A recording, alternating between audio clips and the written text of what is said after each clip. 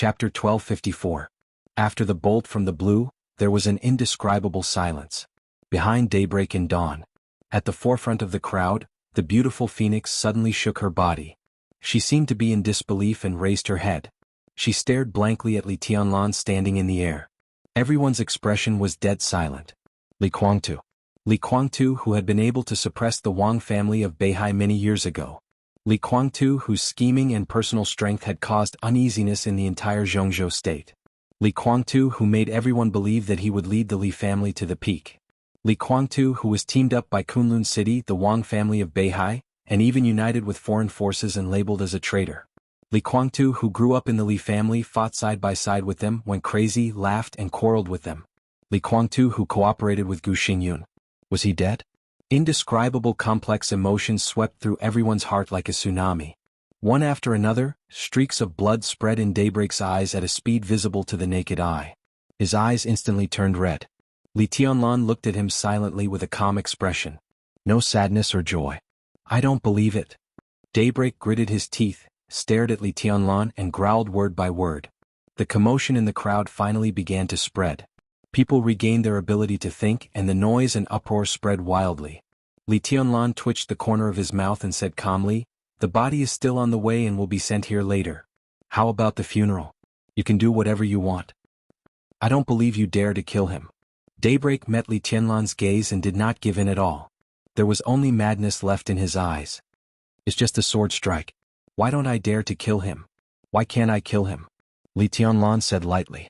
His voice was flat without any ups and downs, with supercilious casualness, carelessness and naturalness.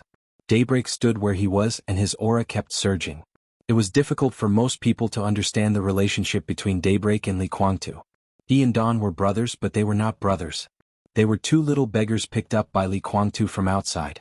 Their life views, martial arts strength, character and attitude were all formed by following Li Guangtu.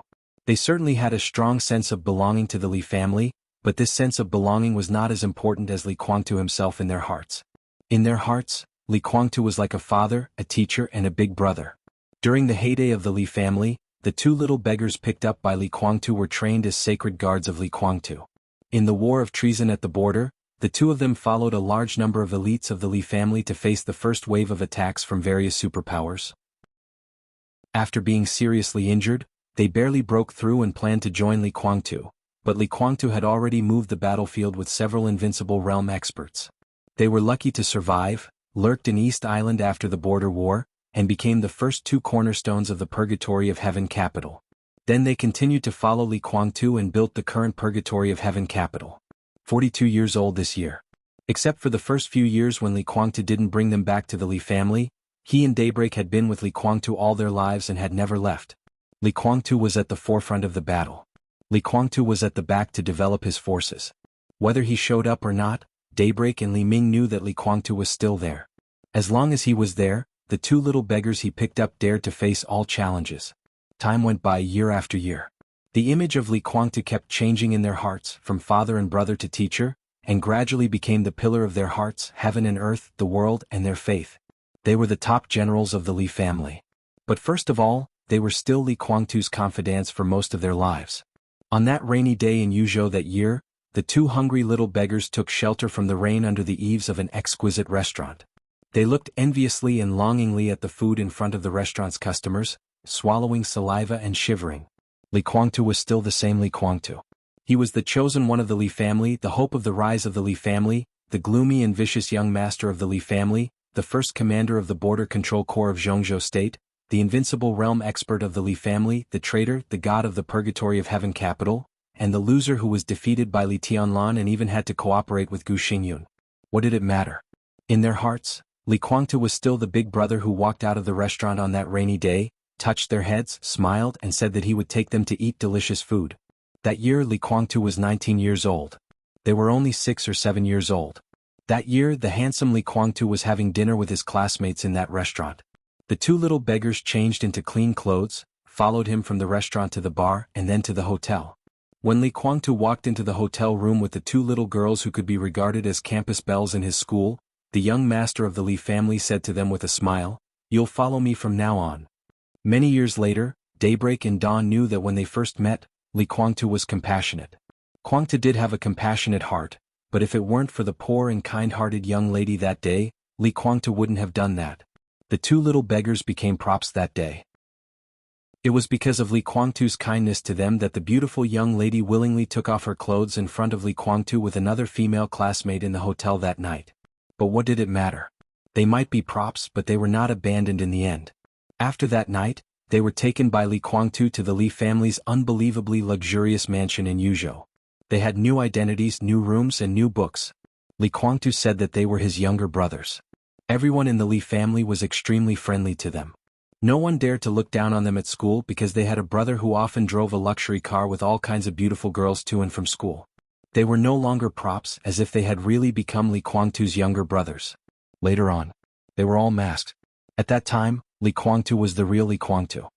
He was merciless in training, merciless, charming, surrounded by all kinds of beautiful girls, and had a lot of money in his pocket. He would buy a lot of snacks for them. He would laugh when he took them to eat spicy hot pot. He would be at a loss when he cried. He would be merciless in training. He would take all the responsibility when he got into trouble and yell at others. He would let Daybreak and Dawn step on his shoulders to watch a strange big sister take a bath. He would play glass ball with them for an afternoon without any impatience. He would play video games with them until late at night and then drive out for skewers. He would force them to get drunk and lift the skirt of the girl at the next table. Things changed. Different people had different Li Kuangtu in their hearts. He might feel sorry for everyone, but he really didn't feel sorry for the two little beggars. And now, Li Kuangtu was dead? The world seemed to have ushered in the end. The pillar of faith had completely collapsed. It was just a sword. Why wouldn't he dare? His words were simple and his tone was calm. There seemed to be a slight sound in the dark. I killed him. Li Kuangtu is dead. The body is still on the way. It will be sent here later. How about the funeral? You can do whatever you want. It was just a sword. Why wouldn't I dare to kill him? Why couldn't I kill him? The clear and distant voice kept echoing in Daybreak's ears. At first, it was broken notes, but as the notes kept combining, Daybreak finally understood what those words meant. His reason was broken little by little in the subtle sound. His soul was twisted and completely collapsed in an irreversible trend. No. A shrill voice sounded from behind. Phoenix, who was staggering, suddenly screamed and a mouthful of blood sprayed directly from his mouth. Daybreak suddenly looked up. His eyes were already blood red. Li Tianlan narrowed his eyes. Without any hesitation or thinking, the sharp and twisted sword light gathered in an instant. Daybreak's figure suddenly rose into the sky, like a meteor. I'll kill you. At the same time as the ferocious roar sounded, the soft sword that had been with him for decades had been pulled out. The swaying blade tightened for a second and then completely collapsed. The shining sword light spread wildly in the headquarters of the Purgatory of Heaven capital. Blood bloomed in the air. He no longer had any concerns or thoughts. Daybreak, who was completely mad, directly burned his vitality at this moment. The sharp sword energy was condensed to the extreme and turned into a giant sword shadow of hundreds of meters. The shadow of the giant sword completely enveloped Li Tianlan. As Daybreak's body rose into the air, the shadow was constantly shrinking. The sword energy was still condensing. The giant sword shadow, which crossed from top to bottom, shrank into countless sword energy long swords. Sharp, gloomy and pure. Daybreak's eyes were full of madness. Before this sword hurt anyone, he had been seriously injured because of his reckless outburst. The sword shadow and Daybreak rushed over at the same time. Li Tianlan narrowed his eyes. He raised his palm and pressed it down. It was calm, casual, and light as if it had no power. However, everyone could hear the oppressive and violent sound that suddenly rang out in the air. The sky above the headquarters of the Purgatory of Heaven capital was abruptly twisted for a moment. In the thunderous sonic boom, all the sword energy disappeared in an instant. The whole space was shaking violently. The twisted air was shaking wildly in a way visible to the naked eye, and ripple-like ripples appeared in the air. Daybreak's rising body seemed to be hit by a huge force and was directly slapped down at a faster and fiercer speed. Boom. The ground shook violently. The asphalt pavement in front of the headquarters of the Purgatory of Heaven capital suddenly cracked. Dust flew, and the dense cracks spread in all directions on the ground, all the way to the front of the crowd. Daybreak's whole body was slapped into the ground, covered in blood. He coughed violently. Li Tianlan. Dawn's attack and roar followed Daybreak. The weapon in his hand was also a soft sword. The soft blade trembled slightly, and blue electric arcs lit up one after another. Li Tianlan glanced at him. He stood in the air and didn't even move. The sword energy around him directly pressed down. There was another pit beside Daybreak. The ground made a slight sound in the process of cracking. The two brothers, Daybreak and Daybreak, were lying side by side. In the blink of an eye, the two strongest experts of the Purgatory of Heaven capital were both seriously injured. Li Tianlan landed on the ground. Wu Qing stayed in Emperor Dong's palace. Naturally, he didn't wear the black windbreaker that could be worn even in summer. Dressed in beige casual clothes, he clapped his hands casually, without any dust on his body. He did it casually as if it were nothing. The entire Purgatory of Heaven capital was dead silent. If the almost extravagant supply of materials in the past 2 months made some people in the Purgatory of Heaven capital understand something, and made others have other ideas, then Li Tianlan's casual action was enough to make them really realize what the number one on the divine list of this era was. Li Tianlan's eyes quickly scanned the crowd. There were many people in the crowd that he was familiar with. Some people he knew. Some people he only had some impressions of. Similarly, there were many people he had never seen before. The elites of the Li family formed the main body of the Purgatory of Heaven capital. But the Purgatory of Heaven capital was also developing, so there would naturally be new blood joining. These people didn't have the entanglement in the hearts of the old people of the Li family. Their loyalty was only to the Purgatory of Heaven capital, not to the Li family. When Daybreak and Dawn were slapped down from the air, some of these people subconsciously took a step forward. Among them were some veterans of the Li family, and more of them were new blood who joined the Purgatory of Heaven capital later. Some people's eyes flickered and they stood still. No one knew what they were thinking. The people who were most familiar with Li Tianlan all had complicated expressions. They wanted to say something but stopped on second thought. This was a different attitude. To some extent, this also represented the different positions within the Purgatory of Heaven capital. Li Tianlan suddenly smiled and took 2 steps forward. He looked at a middle-aged man standing in front of the crowd and whispered, "Uncle, long time no see." This was an old man who looked a little weathered, a little weak and a little old but still handsome. He stood quietly in the first row of the crowd, surrounded by a dozen middle-aged men and women. Obviously, in the Purgatory of Heaven capital, this was a man whose status was not too high, but he had considerable influence in the Li family. When Li Tianlan was looking at him, he was also looking at Li Tianlan. Different emotions were surging in his deep eyes. There was relief, nostalgia, trance, anger, helplessness, joy, confusion, and bitterness. Li Huazhong, Li Guangtu's cousin. This was a real member of the Li family. Even in the most glorious time of the Li family, he was one of the core members of the Li family who was valued by Li Honghe. If Li Tianlan had to rank all the people in the Purgatory of Heaven capital, excluding Li Guangtu, Li Huazhong's importance was definitely in the top 3.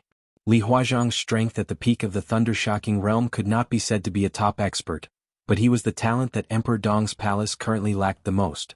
"Tianlan, what do you want to do here?" Looking at his nephew, whom he had not seen for more than a decade, Li Huazhong moved the corner of his mouth and asked in a hoarse voice. His tone was a little difficult and he was in a trance. The year he left the Li family's camp, Li Tianlan was only in his early teens. At that time, like most people in the Li family, he was overwhelmed by the cruel reality. He was not close to Li Tianlan, nor was he estranged. In that oppressive environment at that time, it was really difficult for anyone to calm down and get along with a child carefreely. Li Huazhong only remembered that when Li Tianlan was a child, he liked to stick to him and ask him to tell stories. At that time, Li Tianlan was even younger, about 5 or 6 years old.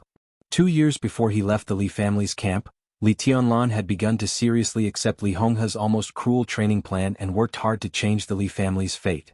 They didn't even have the chance to meet at that time. In any case, Li Huazhong did not expect that the first meeting between uncle and nephew after leaving the Li family's camp would be like this. He killed Li Guangtu? Li Guangtu was dead? Li Huazhong looked at him in a daze and his eyes were a little dull. "I came to see you," Li Tianlan said slowly. His eyes narrowed slightly. "I also came to see the child." "Child?" Li Huazhong was stunned. The crowd was silent for a moment, and everyone's expression suddenly changed. Li Tianlan gently raised the corner of his mouth and turned to look at Phoenix, who was standing there in a daze. His voice was soft. "Where is the child?" "You and Li Guangtu's child." Chapter 1255. That child, that child. In the headquarters of the Purgatory of Heaven capital, uneasiness, hesitation, struggle, and different emotions permeated the crowd. Everything that happened today was too sudden. Everyone in the Purgatory of Heaven capital was not mentally prepared. They all thought that the problem between the Purgatory of Heaven capital and Emperor Dong's palace was only between Li Tianlan and Li Guangtu. Both of them were from the Li family. Even if there was a difference in strength, they should not be in such a hurry to kill each other. Li Tianlan's youth became his greatest advantage against the Purgatory of Heaven capital. He still had too much time to put the already divided Li family back together and make the Li family better, so people thought that he would not use too drastic means. Li Tianlan's sword qi blocked the Purgatory of Heaven capital but did not kill anyone. The subsequent supply of materials confirmed this point. They thought that Li Tianlan would be gentle to the Purgatory of Heaven capital, slowly draw it to his side, and try to incorporate the Purgatory of Heaven capital into Emperor Dong's palace. But today, when no one was mentally prepared, Li Tianlan came to the Purgatory of Heaven capital again. Conciliatory? Roping him in? Convince? No, nothing at all.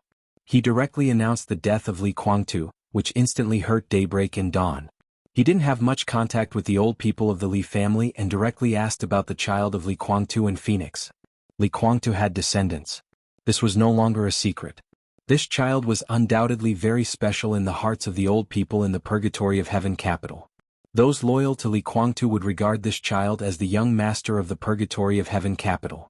Those who came from the Li family and stood on Li Guangtu's side regarded this child as the future young master of the Li family. For those old people who were in Purgatory of Heaven capital but had their hearts in Li Tianlan, they had mixed feelings about this child. Now hearing the news of Li Guangtu's death and seeing Li Tianlan come directly to ask about the child, almost everyone thought of a word. Cut the weeds and pull up the roots. Many people could no longer remain silent. Li Huazhang was the first to speak. He said in a deep voice, Tianlan Huawu is Guangtu's flesh and blood. For Li Huazhang, it was another matter whether he recognized the child as the young master or not. But no matter what, the child was indeed the blood of the Li family. This identity alone was worthy of his protection. Li Tianlan was speechless for a while and asked, "What's the child's name?" "Huo, Li Huawu, Li Huazhang, Li Huaqing, Li Huawu. This name. Is there really no one who would call it wrong? Regardless of whether someone yelled out the wrong number or not, someone would definitely call the wrong number, right? Right? He takes after his mother."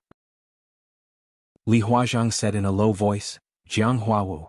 Li Tianlan glanced at Phoenix. For the first time he learned Phoenix's surname. He nodded and said softly, "Where is he?" Li Huazhang raised his head and looked straight into Li Tianlan's eyes. He said calmly, "This is the bloodline of the Li family. Tianlan, are you really going to? I'm just looking." Li Tianlan narrowed his eyes and smiled. "Uncle, do you think I shouldn't see it?" "Your Highness? May I know in what capacity does your Majesty have come to see young master?" A chubby middle-aged man stepped forward and smiled amiably, but his eyes were sharp. "Are you Emperor Dong Huang of Emperor Dong's palace? Or a member of the Li family?" Li Tianlan was silent for a second and said faintly, "I don't understand. Who can translate it for me?" Beside the fat man, a woman who looked to be in her early 30s came out and said softly, "If your Majesty comes to visit young master as a member of the Li family, we naturally welcome you. But if you come as Emperor Dong Huang, you are the enemy of the Purgatory of Heaven capital. Although the Purgatory of Heaven capital is not strong, before we fall, we will certainly have the courage to stand in front of your Majesty. Your Majesty, why don't you have a try?" "Got it," Li Tianlan said with a smile. "Are you forcing me to take a stand? Young master? What young master?" "Of course, it's the young master of the Li family," the fat man said with a smile, his voice clear and firm. Li Tianlan looked at the fat man quietly. Everyone's eyes were also focused on the fat man. There were always some people whose loyalty was not as strong as Daybreak's performance, but they were equally fearless. "I am the patriarch of the Li family, and I have never appointed a young master.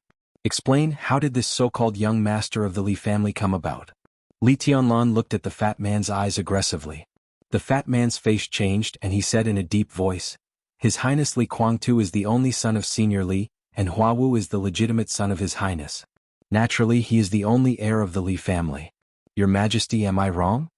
Li Tianlan looked at him quietly, and his voice did not fluctuate at all. "Li Guangtu is indeed Grandpa's son. But when Grandpa died, he was not the designated heir." "Of course I know." The fat man's voice sounded very respectful. His Highness has never been greedy for the position of Patriarch of the Li family. What he wants to control is the Purgatory of Heaven capital. Before Senior Li died, Your Majesty did temporarily take charge of the Li family, but the Li family belongs to the Li family. Huawu is now the last lineal descendant of the Li family. If the Li family is not handed over to him, who else can it be handed over to? If Senior Li knew Huawu's birth, he would definitely make the same choice. The Purgatory of Heaven capital and Emperor Donghuang's palace. How can the people of the Li family be convinced if they don't hand over such a big foundation to Huawu? If they don't hand over such a big foundation to Huawu, will they always let outsiders take charge? Everyone looked at the fat man in shock. Li Huazhang's face changed. He wanted to say something but stopped on second thought, but he did not know what to say. Li Tianlan seemed to be angry and laughed. So you mean that this child named Huawu will not only inherit the Purgatory of Heaven capital in the future, but I will also hand over Emperor Donghuang's palace to him, right? Is that what you mean? That's not what I mean. The fat man said softly, it's that the Li family really needs a reasonable and legal heir, and Huawu is now the only candidate. I believe that Senior Li's spirit in heaven will also agree to let Huawu take charge of the Purgatory of Heaven capital and Emperor Donghuang's palace. Your Majesty's contribution to the Li family is undeniable, and we are also grateful for your contribution to the Li family. We also hope that Your Majesty can make persistent efforts and train Huawu well in the future, so that he can completely take over Emperor Donghuang's palace and Purgatory of Heaven capital. Well, this was not only asking him to hand over all his current family property, but also to do his best to train the person who robbed him of his family property. Li Tianlan suddenly did not know what to say. Glib talk had never been his strength. Ridiculous. In the gloomy low roar, Li Huazhang, who had been silent, could not bear it anymore and stood up. Zuoqing, if you don't know the situation of the Li family, don't talk casually. Emperor Donghuang's palace is the foundation of his integration of various resources. Why should Huawu take over? The situation he created can't be taken away with a few words. Moreover, why do you say that Huawu will take over Emperor Donghuang's palace? Tianlan is the heir of the Li family appointed by Senior Li on his deathbed, not the temporary control of the Li family. Emperor Donghuang's palace, the Li family, and the Purgatory of Heaven capital should be his. Even if the Li family has a young master, it should be Tianlan's confirmed candidate. Li Huazhang stared coldly at the fat man who was called Zuoqing, and his voice became colder. Moreover, Zuoqing, you are just a guest of Purgatory of Heaven capital. You are not a guest of the Li family. When is it your turn to intervene in our affairs? Chapter 1256. Li Tianlan glanced at Li Huazhang in surprise. Because he left early, he had no deep impression of this uncle, so he couldn't judge his position. But at this time his attitude was very clear. Obviously he chose to stand on his side. Li Tianlan looked at the crowd around Li Huazhang again. A dozen people were not a large-scale group in the Purgatory of Heaven capital, but Li Tianlan was very familiar with a few of them. Seeing Li Tianlan looking over, they nodded slightly and raised the corners of their mouths, revealing a smile. Advisorly, when Senior Li died, young Master Huawu was not born, so Senior Li chose to let His Majesty East Emperor temporarily control the Li family. The chubby Zhuge took a deep look at Li Huazhang. I still say the same thing. The Li family belongs to the Li family, so it should be inherited by the Li family. Now the Li family is divided into two, Emperor Dong's palace and the Purgatory of Heaven capital. This is definitely not the situation that Senior Li wants to see. If he is still here, he will certainly hope that young Master Huawu can slowly integrate the power of the Purgatory of Heaven capital and Emperor Dong's palace and make the Li family strong again. I am a member of the Li family. Li Huazhang said coldly, but everyone knows that the Li family's power is mainly concentrated in the Purgatory of Heaven capital. Emperor Dong's palace is the foundation of Tianlan, and its main body is Samsara Palace. What does it have to do with the Li family? Zhuge, I can understand that you regard Huawu as the young master of the Purgatory of Heaven capital. But the Li family belongs to Tianlan, and Emperor Dong's palace belongs to Tianlan. We don't argue about whether Huawu is qualified to inherit the Li family. At least, he is not qualified to inherit Emperor Dong's palace. What a joke. A sharp voice rang out from the back of the crowd. Li Tianlan raised his eyebrows slightly, and the corners of his mouth raised in an almost imperceptible curve. Here it came. The purpose of his coming here today was to see what kind of monsters were there in the Purgatory of Heaven capital. The more such people came out, the better. An old man who looked nearly 60 years old walked out of the crowd and said coldly, "Is there no power of the Li family in Emperor Dong's palace?" The foundation of Emperor Dong's palace was built by the Li family. Later, the Samsara palace joined because of His Majesty Dong Huang. The old man paused, looked straight into Li Tianlan's eyes and said with a smile, "Your Majesty, if I may be so bold to ask, do you now think that you no longer belong to the Li family but only to Dong Huang?" Li Tianlan looked at him quietly. The old man in front of him looked the same as the left-honored guest, but he was also completely different. When the latter stepped forward, his gaze was calm. On the other hand, the eyes of the old man in front of him flickered. It was obvious that he was plotting something. "Who are you?" Li Tianlan asked directly. "Codename Tengu." The old man smiled and said, "Thank you, Your Highness Li Kuangtu. I joined the Purgatory of Heaven capital 5 years ago and am now the Chief of Staff of the Purgatory of Heaven capital." "So, you are not from the Li family?" Li Tianlan's voice was cold. "The Purgatory of Heaven capital belongs to the Li family. I belong to the Purgatory of Heaven capital, so naturally I belong to the Li family." Heavenly Hound smiled and said, "I just don't know if His Majesty Dong Huang still recognizes his identity as a member of the Li family." "I naturally belong to the Li family." Li Tianlan sneered. Li Huazhang frowned slightly and suddenly felt that something was wrong. Heavenly Hound nodded and said in a gentle voice, "It's good that Your Majesty recognizes it. You are naturally a member of the Li family but not a member of the Li family. I don't know if you recognize this." There was a commotion in the crowd. Li Tianlan frowned. Heavenly Hound seemed to be completely relaxed and said with a sneer, "I have talked about this with His Highness Li Kuangtu. Your Majesty once claimed to be Senior Li's grandson. Everyone regarded you as the young master of the Li family, so you have your current status. In other words, all of us think that His Highness Li Kuangtu is your biological father. But in fact, His Highness Li Kuangtu told me personally that you have no blood relationship with him. Senior Li only has one son, His Highness. But Your Majesty, you are not His Highness' son, so are you a member of the Li family?" The commotion in the crowd strangely calmed down. This matter was no longer a secret, especially for the Purgatory of Heaven capital.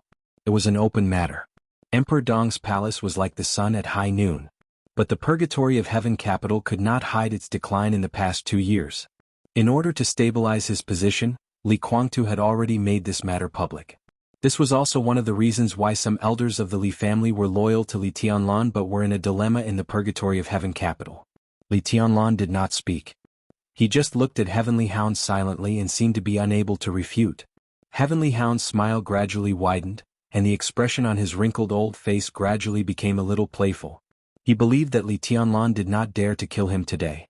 If it was when he first appeared, it was still possible for Li Tianlan to suddenly make a move. But now he had named Li Tianlan's identity. He was a member of the Li family, but he was also an outsider of the Li family. Under this premise, if Li Tianlan killed him, it would only make people think that he was angry out of humiliation and even offend the public. The most important thing was that Li Kuangtu was dead now. If Li Kuangtu was alive, Heavenly Hound naturally did not dare to stand up and make irresponsible remarks. But now that Li Kuangtu was dead, Heavenly Hound stood up and became a hero who tried his best to defend Li Kuangtu's widow and child. This identity was enough to make Li Tianlan not dare to kill him. From this standpoint, once Li Tianlan killed him, he would never be able to take over the Purgatory of Heaven capital. He stood up to defend the interests of Phoenix and Li Huawu, which was to defend the interests of the Li family. At present, no matter what the specific standpoint of everyone was, there were absolutely few people who really wanted Li Tianlan to kill Li Huawu, and even Li Huazhang would not agree. It was not easy for him to reluctantly accept that Li Tianlan killed Li Kuangtu. Moreover, the two sides were enemies and it was natural that there would be life and death. But Li Huawu was just a 2-year-old child, and he had the blood of the Li family. Now he pointed out that Li Tianlan was an outsider. How could these people tolerate Li Tianlan killing Li Huawu? As long as Li Tianlan could not touch Li Huawu and his mother, he could not touch Heavenly Hound. To some extent, he and Zuoxian were the same, but they were also completely different. Zuoxian was just a visiting professor of the Purgatory of Heaven capital. This status was not low, but it could not be said to be too high. He could only be regarded as a high-level member of the Purgatory of Heaven capital. He stood up to protect Li Huawu and his mother, and even dared to regard Emperor Dong's palace as a part of the Li family. He was advancing in order to retreat. He was extremely loyal to Li Kuangtu. What he did was nothing more than doing his best to protect the interests of the Purgatory of Heaven capital. Naturally, he would not want Emperor Dong's palace. He just wanted to keep a small part of the core interests of the Purgatory of Heaven capital as much as possible, so that Li Huawu could have the hope of making a comeback in the future. The Heavenly Hound was the chief of staff of the Purgatory of Heaven capital. This was the absolute core high level of the Purgatory of Heaven capital. Its power and status could be said to be in the top 5. In terms of strength, compared to Dawn, the Heavenly Hound was not inferior at all. He protected Li Huawu and his mother, which could be said to be advancing in order to retreat, but what he wanted was to protect the entire Purgatory of Heaven capital. Who in the Purgatory of Heaven capital didn't know Li Tianlan's origin? Zuoxian naturally knew about it, but he didn't say anything. However, the Heavenly Hound directly pointed out this point. Just from this difference, it could already be seen that the two had completely different motives. The former was really to protect the Lord. The latter was to create a favorable situation for himself and then compete for benefits. The playful expression on the Heavenly Hound's face became more and more obvious. Today's situation was simply good for him. If he didn't seize it, he was afraid that he would be struck by lightning. As far as I know, His Majesty was just a child adopted by Senior Li. Senior Li taught His Majesty martial arts and raised His Majesty. He also sincerely hoped that His Majesty could help the Li family rise. The Heavenly Hound smiled and continued, "Everyone knows a lot of things, but there are also a lot of things that you don't know. His Highness Li Kuangtu told me a lot when he was alive. Today I'll talk to you about Senior Li. In order to let the Li family rise again, Senior Li made 3 arrangements. The first arrangement was naturally His Majesty. He kept His Majesty by his side and taught His Majesty everything that the Li family had learned. And his second arrangement was the Purgatory of Heaven capital. He constantly arranged for the veterans of the Li family to fake their deaths to escape and join the Purgatory of Heaven capital. That's how the present arrangement came about. What we are going to talk about now is the third arrangement. Senior Li secretly adopted a daughter and taught her all the unique skills of the Li family, including the 24 moves of sword, and has been in secret contact with her for many years. At the same time, Senior Li also passed a part of the Li family's secret skills to her. At the same time, Senior Li also secretly gave part of the Li family's property to this adopted daughter. Regarding this, in addition to Senior Li and the adopted daughter, only His Highness Li Kuangtu knew about the existence of his adopted sister. The brother and sister had a very good relationship. Although they didn't see each other much, they were like-minded and both of them were geniuses. At that time, the adopted daughter was in charge of part of the Li family's wealth and received the Li family's martial arts. Coupled with her own outstanding talent, she entered the invincible realm smoothly.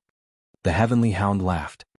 After entering the invincible realm, the adopted daughter set up a force and also set up a fund on the surface.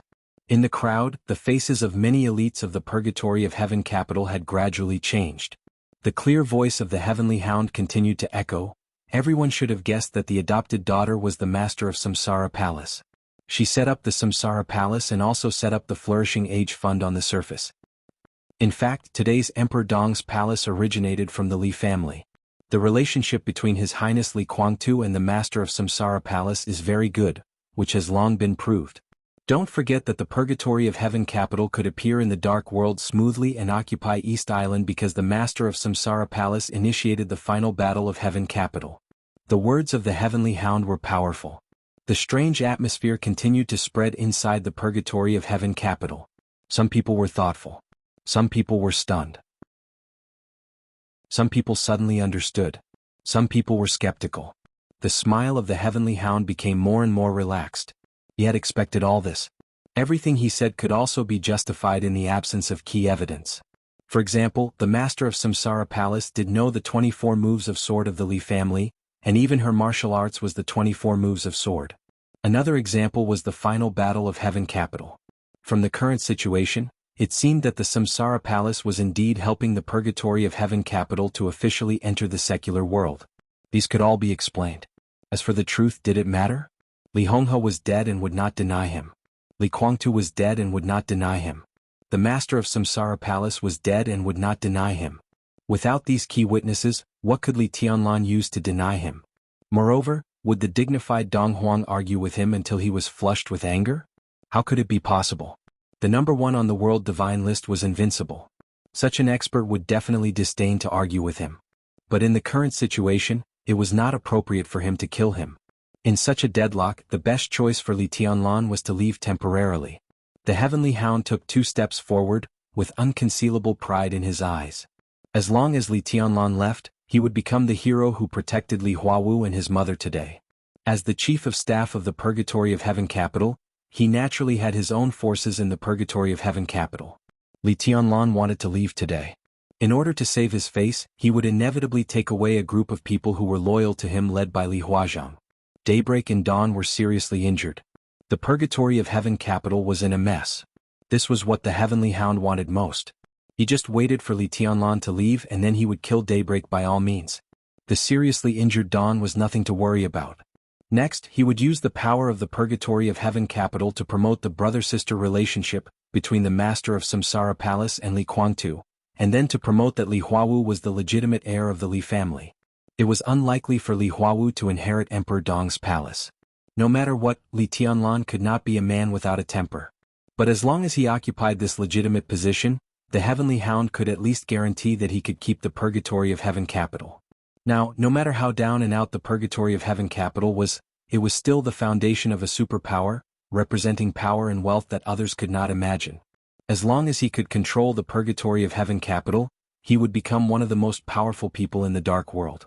It would be better if he could force Emperor Dong's palace to give up part of its power. The Heavenly Hound's eyes suddenly became extremely hot. He glanced at Phoenix without anyone noticing. Phoenix seemed to have not come to her senses yet. She stood there blankly, with an unconcealable sadness and weakness on her mature and beautiful face. The Heavenly Hound's eyes swept over Phoenix's face and her graceful body curves. As long as everything went well today, the Purgatory of Heaven capital would be his, and the mistress that he secretly coveted would also be his. As long as he stabilized the Purgatory of Heaven capital, he would enter her and Li Guangtu's bedroom as soon as possible, and completely conquer the beautiful and mature mistress in their bed. The Heavenly Hound's eyes turned and fell on Li Tianlan. He said with a smile, "I don't know if your Majesty has doubts about the friendliness of the Samsara Palace. But no matter what, this is the truth. Young Master Huawu can inherit everything of the Li family, including Emperor Dong's palace, because it is a part of the Li family." Li Tianlan was lost in thought. Anger? He really didn't have this kind of emotion. If Li Tianlan hadn't had access to some information about the Flourishing Age Fund, maybe he would have believed the Heavenly Hound's words. Grandpa's adopted daughter? Li Guangtu's adopted sister? Everything about the Samsara Palace had nothing to do with Li Tianlan? The Arabian Nights was unimaginable, a bunch of nonsense. Except for military counselor, no one in the world could really understand the Flourishing Age Fund. It was an empire of wealth hidden in the dark. What was exposed to the outside was just the tip of the iceberg. And this tip of the iceberg seemed to be written with Li Tianlan's name after the Samsara Palace was merged into the East Emperor Palace. But there were more hidden wealth, the shares that were secretly purchased from the major groups, and all the secrets that others couldn't find out. Li Tianlan was the real owner. From the beginning to the end. There was no so-called transfer. From the very beginning when the Master of Samsara Palace got those interests, on those secret contracts, Li Tianlan's name was written, not the Li family's. Similarly, in many places, the Master of Samsara Palace also left many traps specifically for the Li family. She obviously considered the existence of Li Guangtu. These traps were aimed at Li Guangtu and the power of the Li family. In the plan of the Master of Samsara Palace, if Li Tianlan really failed in the battle with Li Guangtu, even if Li Tianlan's martial arts were all destroyed as long as he was alive, he could use these traps to cause unimaginable huge trouble for the Li family when it annexed the Flourishing Age Fund. The intention behind this was self-evident. So, Li Guangtu and the Master of Samsara Palace had a deep sibling relationship? It was better to say that Gu Xingyun was Wang Tianzong's long-lost younger brother.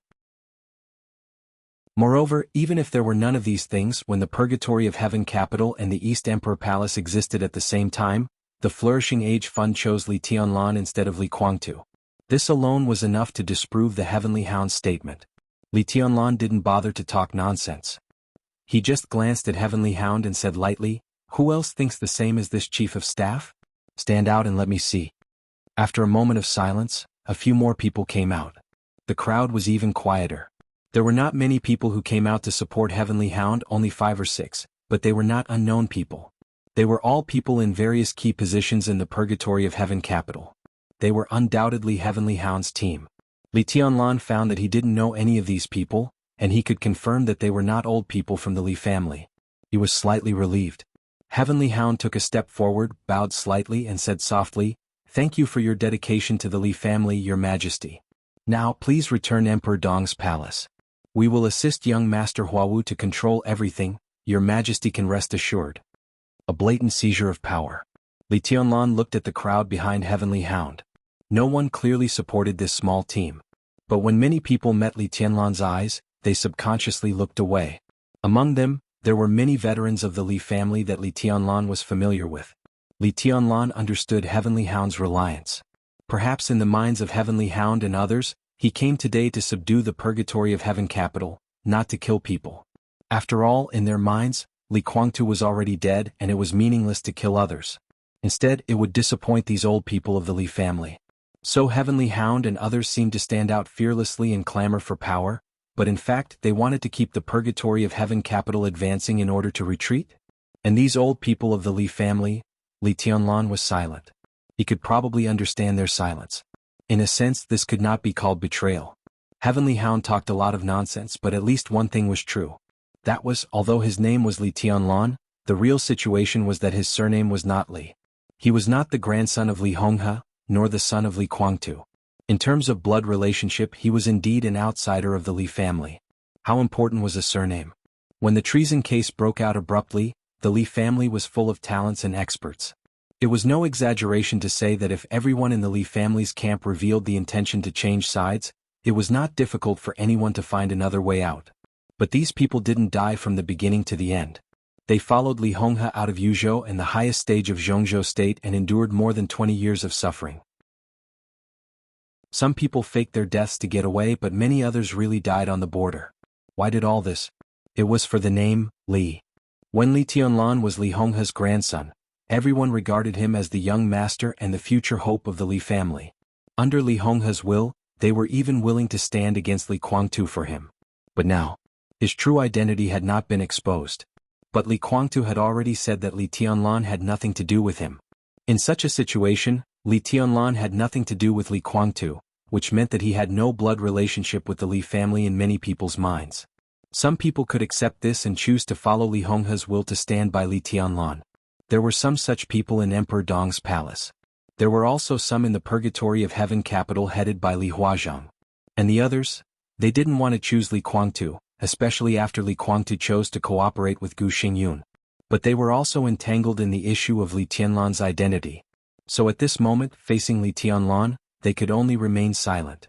"Uncle Huiyun, do you agree with Heavenly Hound?" Li Tianlan began to call names directly. His eyes fell on a one-armed middle-aged man. This was an old man of the Li family whom Li Tianlan was very familiar with. He left the border camp a year earlier than Li Tianlan and had a very good relationship with him. Compared with Li Tianlan's somewhat indifferent impression of Li Huazhang, Li Tianlan had more things to remember about this Uncle Huiyun. The first roasted hamster he had eaten when he was a child was given to him by this uncle. In that camp, it was already an extremely rare delicacy. The corners of Huiyun's mouth moved and he felt a little bitter. "Your teacher is now in Reki City and will be back soon. Aren't you going to go back with me to see him?" Li Tianlan continued to ask. Uncle Huiyun was Fireman's apprentice, which many people knew. He had planned to follow Fireman's path and break through to the invincible realm at the Fire Flaming Realm. But after the treason case, Fireman was imprisoned in the desert prison. Disheartened, Huiyun entered the thunder-shocking realm. Later he was injured in a battle at the border and lost an arm. He had no hope of entering the invincible realm. But he should always remember the friendship of those years. "God?" Uncle Huiyun gave a wry smile and seemed to want to call his name. But as soon as the words came out, he sighed and said hoarsely, "Your Majesty, what's your surname? Is it important?" Li Tianlan looked into his eyes and said in a soft voice, "I grew up in the Li family. Whether I'm related by blood or not, Senior Li will always be my grandfather. I'm a member of the Li family and the current patriarch of the Li family. What's different?" It's different, Huiyun murmured. Li Tianlan was silent for a moment and said softly, "If you insist on an answer, uncle, in terms of blood relationship, my surname should be Dongqing." He suddenly froze. By now he had already known his background, but he had been avoiding it. So far he only knew his surname, but he didn't know what his name was in the Dongqing clan. Dongqing. Dongqing clan, Dongqing Rushi? Hui Yun froze for a moment, and his eyes suddenly lit up. Vaguely, he seemed to know Li Honghe's plan at that time. Heavenly Hound obviously realized something. His face changed obviously, and he said in a deep voice, "Since your majesty has admitted that your surname is not Li, how can you be the patriarch of the Li family? We can discuss about Emperor Dong's palace slowly, but the purgatory of heaven capital belongs to the Li family. How can it be handed over to the Dongqing clan?" "Oh, I'm talking to the senior. What right do you have to interrupt?" Li Tianlan glanced at Heavenly Hound coldly. Heavenly Hound took half a step back subconsciously, then gritted his teeth and stood where he was. He said in a cold voice, "Your Majesty is really overbearing, but as a member of the Purgatory of Heaven capital, don't I even have the right to speak? Your Majesty came here today to conquer the Purgatory of Heaven capital. In any case, I, Heavenly Hound, will be the first to be unconvinced." "Conquer the Purgatory of Heaven capital?" Li Tianlan murmured to himself and then suddenly laughed. He looked at Heavenly Hound, and the temperature in his eyes dropped little by little, getting colder and colder. "Who told you that I came here today to conquer the Purgatory of Heaven capital?" Uneasiness rose from Heavenly Hound's heart without warning. He suddenly raised his head. In his sight was Li Tianlan's indifferent face without any expression. "I came here today?" Li Tianlan's voice paused. "I came here to kill." The sword energy surged. With Heavenly Hound as the center, the space within a radius of several meters instantly froze. The small team centered on Heavenly Hound was completely enveloped by the sword energy, and no one was missing. The sword energy extended without any warning, but Zuxian, who had just spoken, was missed.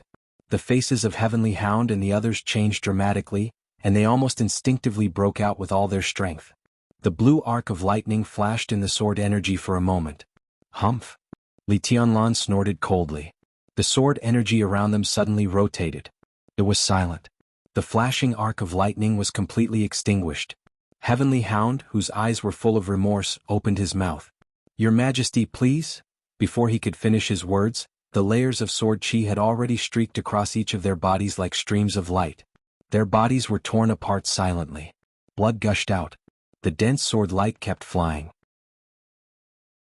Before the pieces of the corpses and blood fell to the ground, they had been completely smashed into pieces of powder by the endless sword energy. The red powder fell to the ground and it was dark red.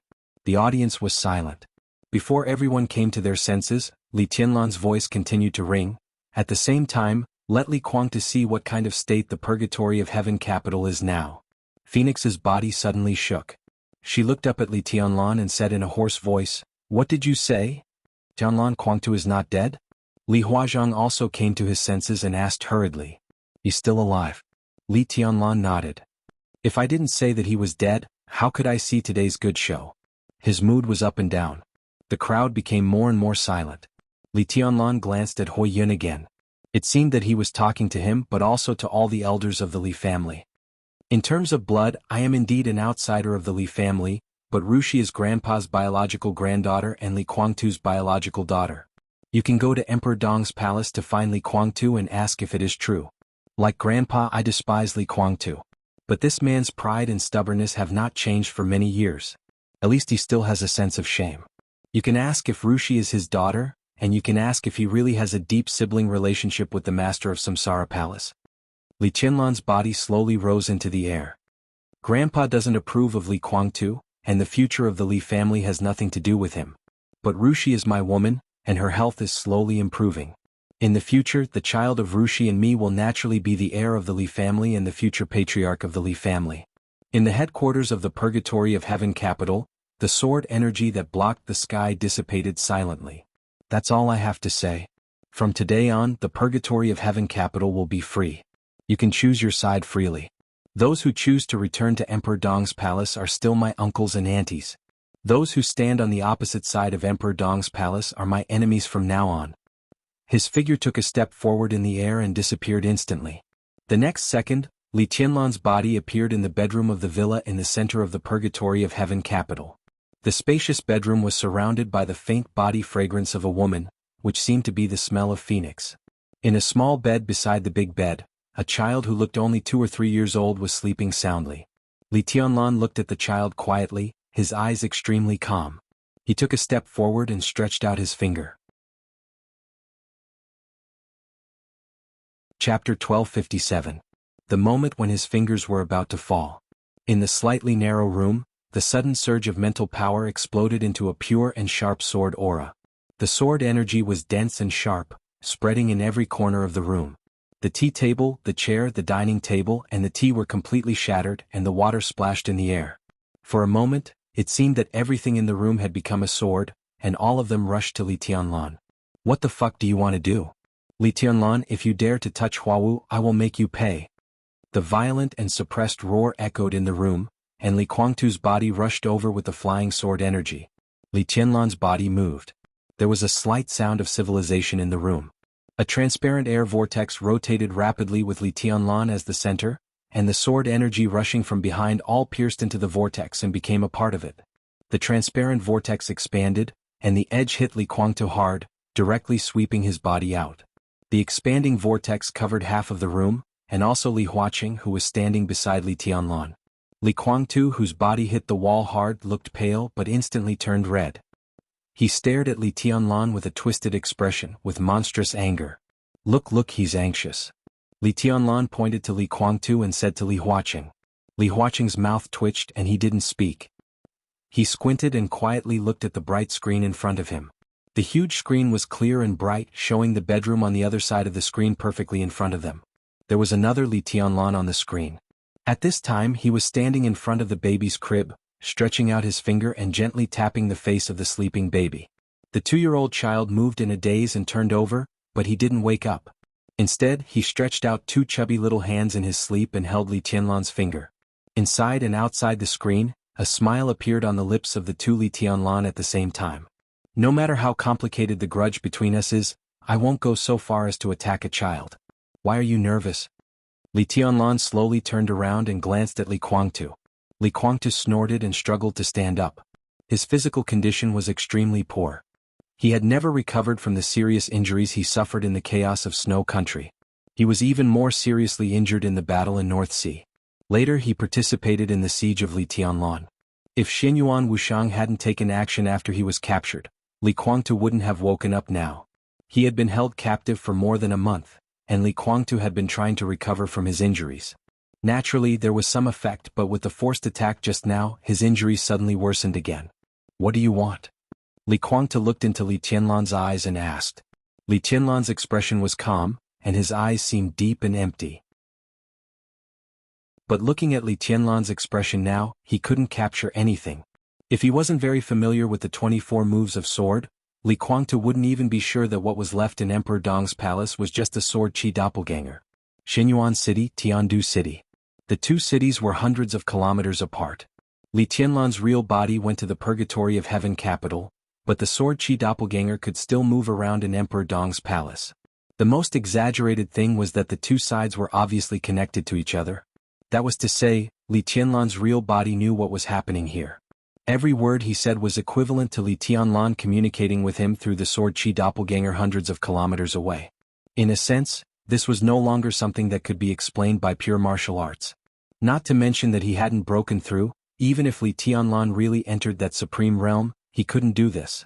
Now the real body and the doppelganger were so far away from each other, but they could still communicate with each other. The only explanation was that Ruthless or Xianyuan Feng was here. Ruthless energy had been used up, but it was not completely gone.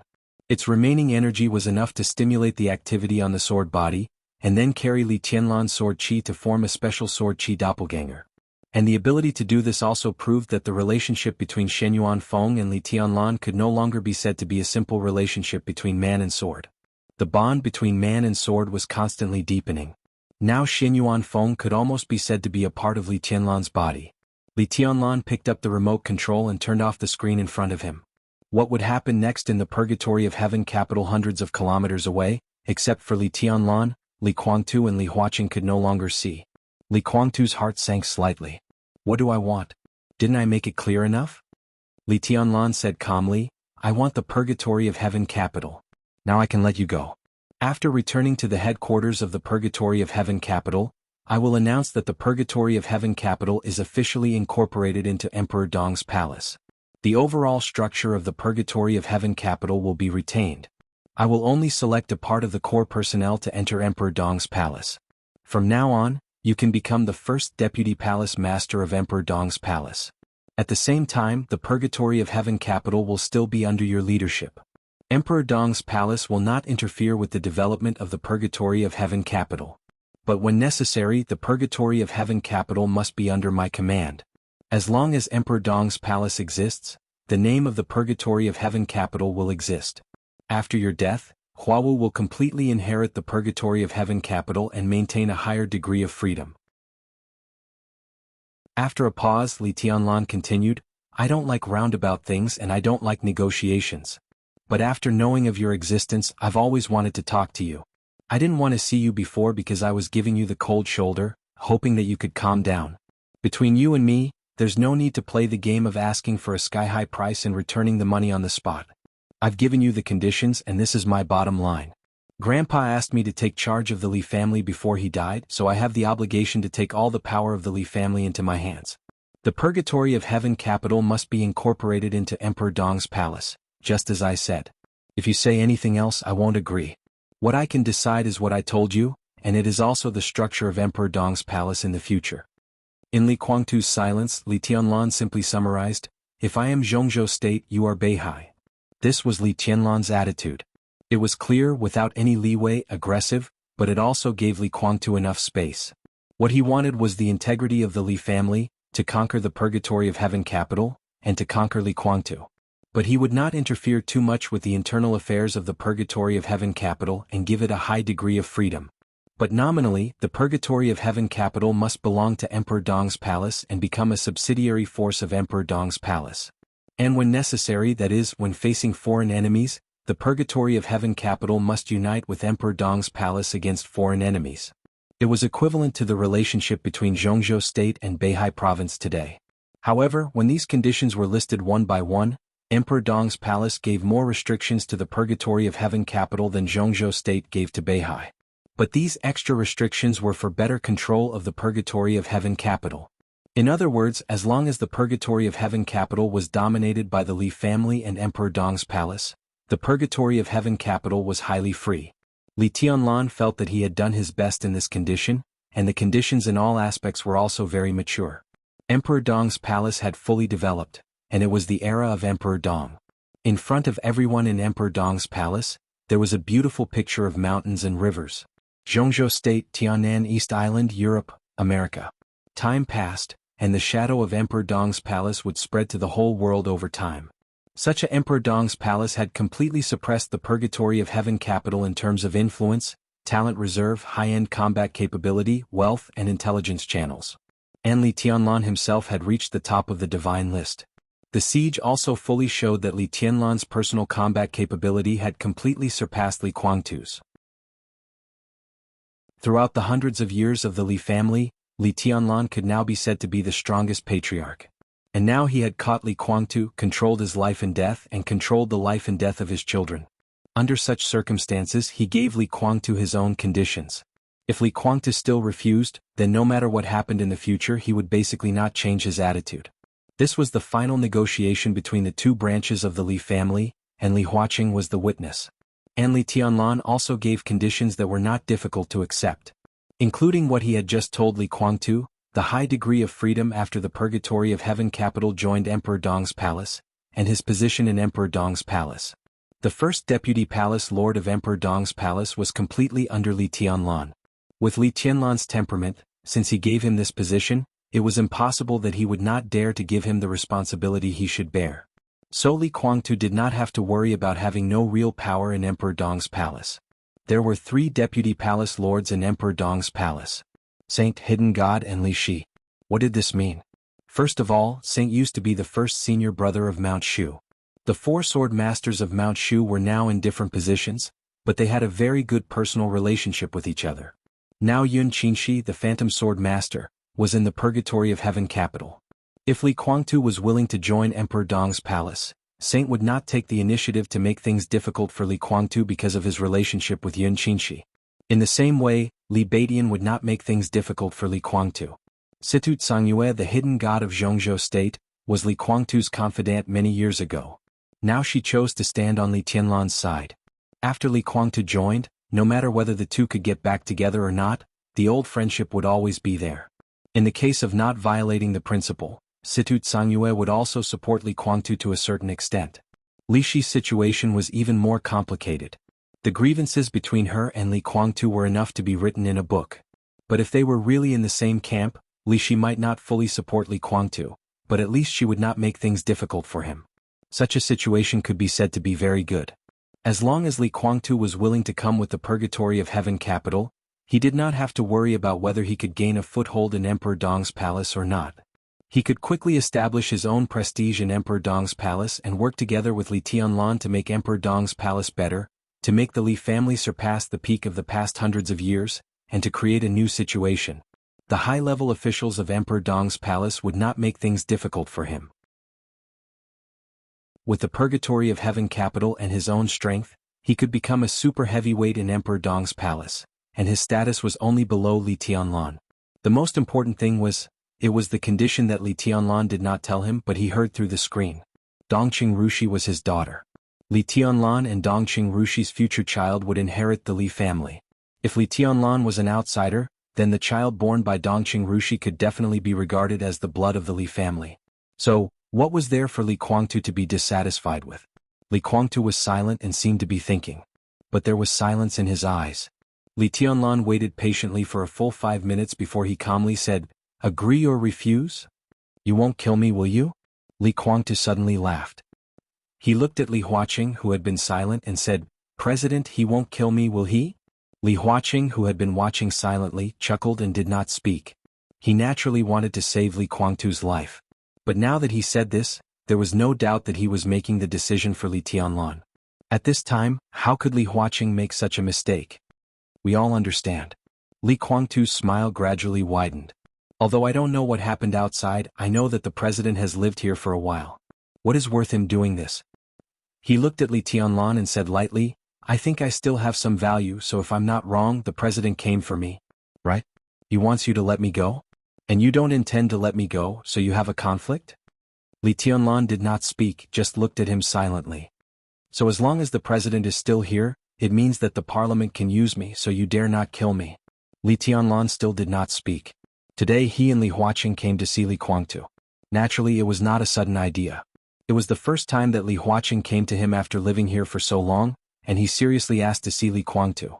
With Qin Weibai's previous reminder, Li Tianlan naturally understood that the other party was going to have a showdown with him. But Qin Weibai said that something would happen in Yuzhou these days. But now Emperor Dong's palace had not received any news. Li Huaqing's showdown with him this time seemed a little sudden. But Li Tianlan was ready, and there was no reason to refuse him, so he came here with Li Huaqing. He gave him the conditions. And the timing was perfect. Whether he would be an enemy or a friend in the future depended on Li Guangtu's choice. He had spared Li Guangtu's life, and now he gave him the best opportunity. If he still could not grasp it, Li Tianlan did not think he could do more. "I refuse." Li Guangtu looked at Li Tianlan and said with a smile, "Maybe the conditions you offer are very tempting, but this is not what I want. In this world, only I am qualified to represent the Li family. Even if I am not your opponent for the time being, you are not qualified to represent the Li family. If I can't beat you, I will join you? If I, Li Guangtu, am such a person, I don't deserve today's achievements." The Li family was stubborn. Li Guangtu was not only stubborn, but also completely extreme. Li Tianlan took a deep look at him. Li Guangtu's eyes were full of persistence, and behind this persistence, there was also a touch of hatred. Li Tianlan naturally did not know that the teenager named Huawu died in the final battle of Heaven Capital, and he did not want to know. What he knew was the current result. Li Guangtu chose to refuse.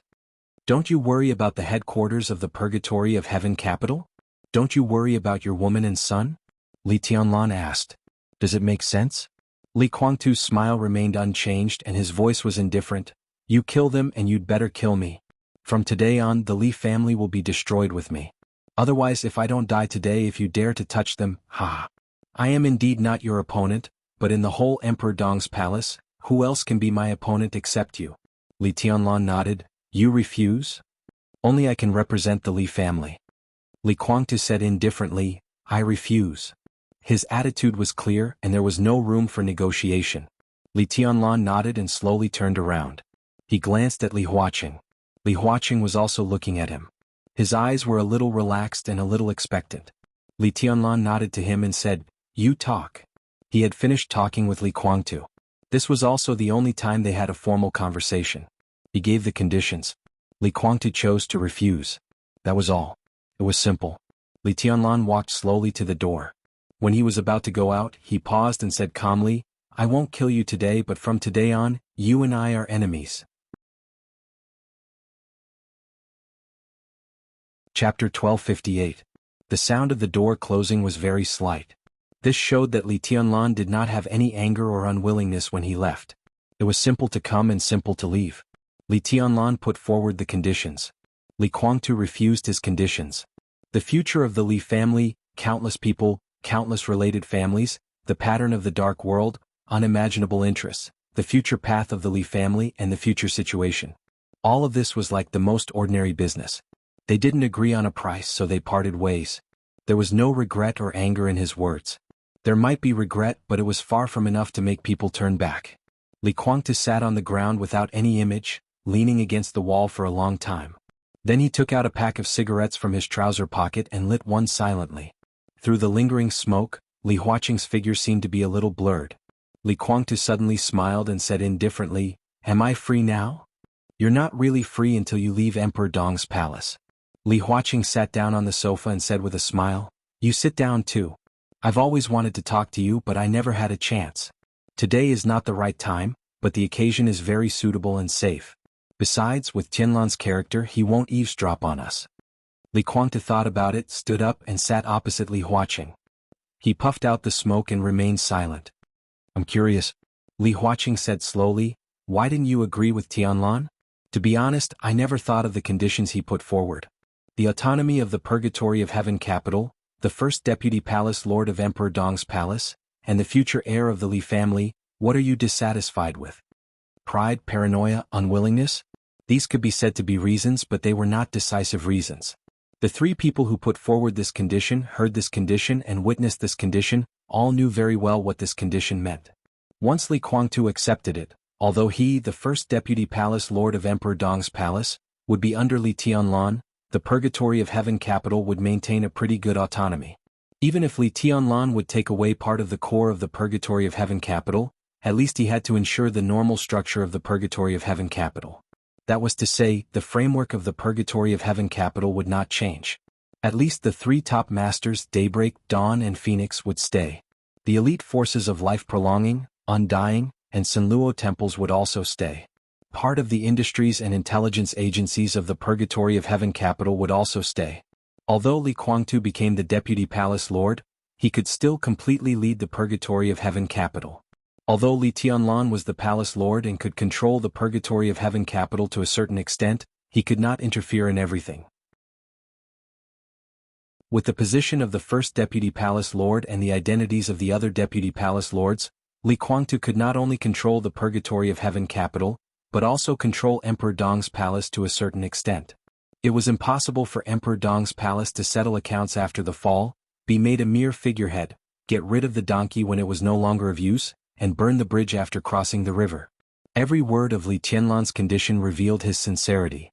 The two sides exchanged resources at the bottom line. When Li Tianlan could control the Purgatory of Heaven capital to a certain extent, Li Guangtu could also control Emperor Dong's palace to a certain extent. This was a real win-win situation, a real integration. The Li family would be reunited into one, which was the best situation. And if this merger was successful, both the Purgatory of Heaven capital and Emperor Dong's palace would be greatly strengthened, which was good for both of them. In this state, as long as Li Guangtu gave up his current thoughts and did not target Li Tianlan could not target him again. No matter how much Li Guangtu disliked Li Tianlan, he could just wait. The next patriarch of the Li family was the daughter of Li Tianlan and Dongqing Rushi, Li Guangtu's grandson. Under the circumstances that Li Tianlan and Dongqing Rushi's names were unlikely to be changed, when the child was born, he would not call Li Guangtu grandfather but grandfather. And if he sincerely joined Emperor Dong's palace, Li Tianlan could accept him. Even if he did not call him father, he would treat him as an elder. In this way, when the child took over, the grievances between Li Tianlan and Li Guangtu would naturally disappear. Similarly, with the child taking over, the entanglement between the Purgatory of Heaven capital and Emperor Dong's palace would be meaningless. Li Huawu's branch could also naturally integrate into the Li family, and there would be no distinction between them. As long as Li Guangtu did not treat himself as an outsider. Then no one in Emperor Dong's palace would treat him as an outsider. What was wrong with such a result? But Li Guangtu actually refused. Li Tianlan was not a very aggressive person, but Li Huaqing still did not expect that he would give Li Guangtu such an excellent condition. This was completely impossible in Li Huaqing's mind. After all, everyone could see that the strength of Emperor Dong's palace was now far greater than that of the Purgatory of Heaven capital. The condition that Li Tianlan mentioned could only be put forward when the strength of the two sides was equal. But now it was completely unnecessary. Now Li Tianlan insisted on taking over Emperor Dong's palace and hardened his heart to let more people die on both sides. Throwing Li Guangtu a guest position with no real power seemed to be a very good choice. But Li Tianlan did not beat around the bush. When he had completely gained the upper hand and even controlled the life and death of the Purgatory of Heaven capital, he gave Li Guangtu such a condition. What made Li Huaqing even more puzzled was that Li Guangtu actually refused. The Li family was stubborn? Was this kind of stubbornness a fool? Li Huaqing looked at Li Guangtu smoking another cigarette, but he didn't mean to give one to himself. He shook his head, took out a cigarette box and lit one. You should be very clear that he can't have better conditions. He can't give you the position of the palace lord of Emperor Dong's palace. He can't give you this, and what he gives you is the best. You can feel this kind of sincerity. So why? What? A very complicated light flashed in Li Guangtu's eyes. There were too many reasons to tell Li Huaqing why. He took a deep drag on the cigarette, and the smoke slowly came out of his nostrils and mouth. Li Guangtu smiled. So, he is still too young. He brought you here to talk to me. There are 3 people here, but you didn't speak, so he regarded this negotiation as a matter of 2 people. Li Guangtu squinted at Li Huaqing. I believe that Li Tianlan is not so scheming now. There are some things that he can't figure out for the time being. After all, he is still not mature enough. But don't you understand? Li Huaqing was silent. Qin Wei Bai. Li Guangtu suddenly asked. I don't know. Li Huaqing shook his head. Li Guangtu sneered, and his voice was a little cold. She is a disaster to the country and the people. That which deserves to die. Li Huaqing couldn't help laughing. Which? Everything she did was for Tianlan. Not to mention a little infamy. Even if there were more things, as long as it was beneficial to Tianlan, she would not hesitate to do it. You hate her to the bone, but doesn't she hate you to the bone? You have tried to kill her man many times. Do you still want to be extravagant? Do you expect her to give you a good end? To be able to meet such a woman is your luck, fortune, and destiny. If you had such a woman by your side all those years ago, how could you appear here today? Li Huaqing was silent. At this moment he thought of Li Shi, the woman who was really willing to let him give up a lot of things to protect. In the battle at the border that year, the Li family collapsed and the winner took all.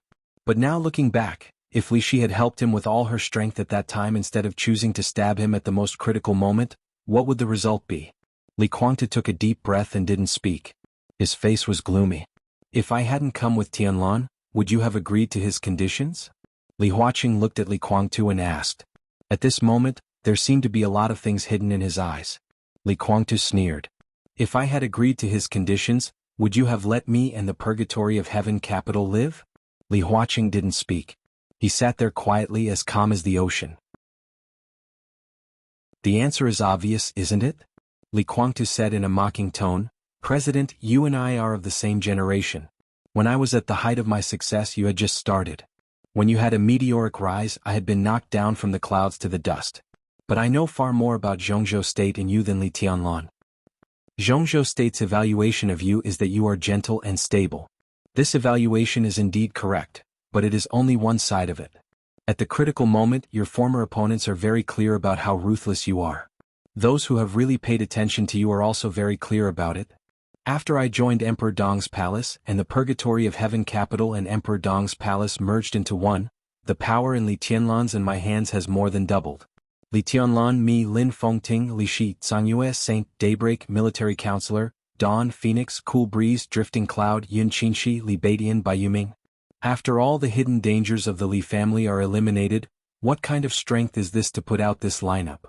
Not to mention this era, even in the peak of the Wang family of Beihai, I'm talking about the period when the Wang family of Beihai had the Li family, can Beihai resist our lineup? The combination of this lineup means that Emperor Dong's palace and the Purgatory of Heaven capital will no longer have any opponents in the dark world. It means that Li Tianlan and I will really keep our word in the special warfare system of Zhongzhou State. It means that we can instantly unify Tiannan. It means that we can directly recapture East Island. It means that we can directly conquer Beihai. Can you sleep with such a lineup in front of you? What's the point of winning over Jiang Shangyu and protecting Gu Xingyun in front of such a lineup? It's meaningless, Li Huaqing said with a serious face. If it's meaningless, it can't exist. Li Guangtu said blandly, it's not Jiang Shangyu and Gu Xingyun that can't exist, but me and even Emperor Dong's palace. In the final analysis, it's the Li family. According to the character of the current young patriarch of Beihai, stability should be the priority in the next few years. And with all due respect, in the past 2 years, you and Qin Fangqing have tortured them a lot. Qin Fangqing is dead, so the resentment will naturally focus on you. The young patriarch doesn't like you either. They may have conflicts with Emperor Dong's palace in the future, but they will definitely not stand on the side of Zhongzhou State, so you can't win over the Wang family of Beihai. And if the Purgatory of Heaven capital merges with Emperor Dong's palace, you can't find a force that can balance us in the whole Zhongzhou State or even the whole dark world, let alone a force that has the courage to stand against us in the open. The combination of Jiang Shangyu and Gu Xingyun is not weak. At most, you can win over Wang Xiaoyao. If I recover from my injury, I can beat Jiang Shangyu. Although Gu Xingyun is tricky, Li Shi can also balance him. If Wang Xiaoyao takes action, Wang Yuexianga will not sit back and do nothing. Morade's identity is special.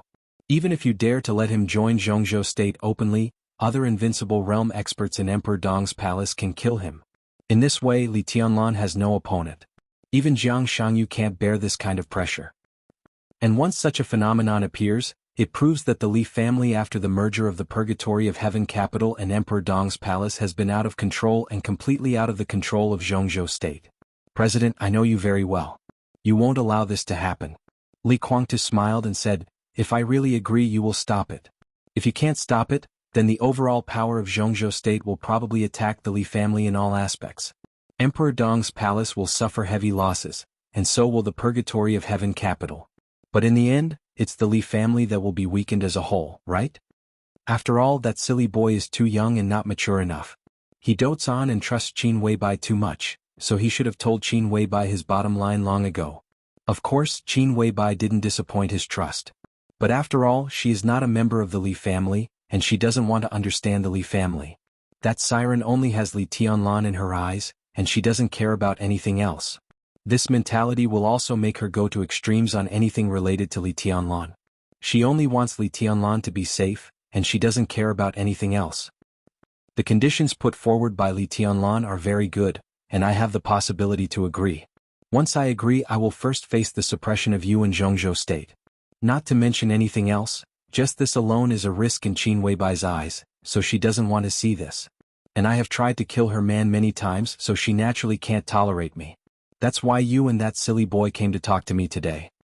He is now in full swing like the sun at high noon, so he naturally won't think so much. Tut, this is the good thing about being immature. Young and frivolous, he dares to offend everyone. Our merger will cause Zhongzhou State to be afraid of us. Maybe he doesn't think of it, but he doesn't care. Look, this is Dongwang's confidence. Qin Weibai is a very smart woman. The smartest thing about her is that she can protect Li Tianlan to the greatest extent, and at the same time she can make Li Tianlan not feel disgusted with her like she is doing it for his own good. So on this matter she didn't persuade Li Tianlan, but asked you to come with him. Li Tianlan doesn't care about some things or is too lazy to see clearly, but Qin Weibai knows that I understand. In the face of the all-round suppression of Zhongzhou State, how can we fight? We can't fight. If we really fall out, Li Tianlan and I can barely survive. Zhongzhou State may suffer a great loss, but the Li family will be gone after all. That's my Li family. I'm extreme, paranoid, but also timid. I can see the consequences of what Li Tianlan dares to do, so I don't dare to do it, and I don't dare to agree to his conditions. Qin Weibai can see this, so when you walked into this room with him, the siren already knew the result. I refused Li Tianlan, and in the future if she wants to kill me or plot against me she will have no scruples. Li Guangtu's voice was slow, but it was extremely stable and clear. Li Huaqing had been listening in silence. During the whole process he smoked 2 cigarettes in a row. When Li Guangtu's voice disappeared, he sighed and laughed. So you refused Li Tianlan to some extent to protect him? I am protecting the Li family.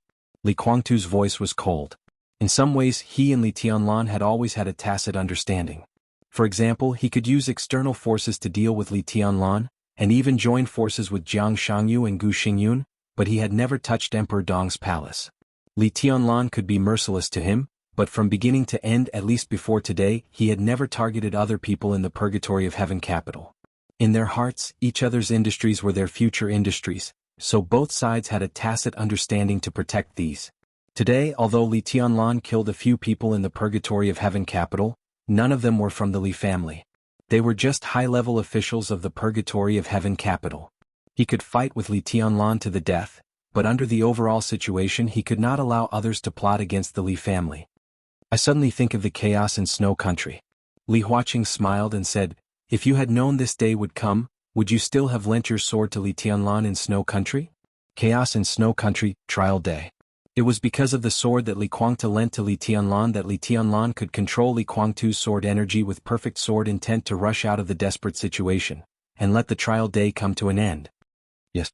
Li Guangtu said lightly, at that time he could be said to have lost the face of the Li family. After all, it was too ugly. Paranoid. Li Huaqing seemed to have completely understood the meaning of this word in the Li family. He nodded slowly and said, is this the reason you refused Li Tianlan? This is a reason you can accept. Li Huaqing said calmly. Reason? If he wanted to say it, he could say a lot. From the very beginning, he was not convinced that Li Honghe put all his chips on Li Tianlan. In Li Honghe's plan, everything in the purgatory of heaven capital was prepared for Li Tianlan. As Li Honghe's biological son, Li Guangtu was just a transitional figure. How could he be convinced? In the Qingyun temple in Lin, the dragon vein guarded by Master Shen Xuanzi had pulled him back from death. If the dragon vein condensed the fate of Zhongzhou state was given to him, then in the final battle of heaven capital, his first move was enough to defeat Wang Tianzong and the Wang family of Beihai.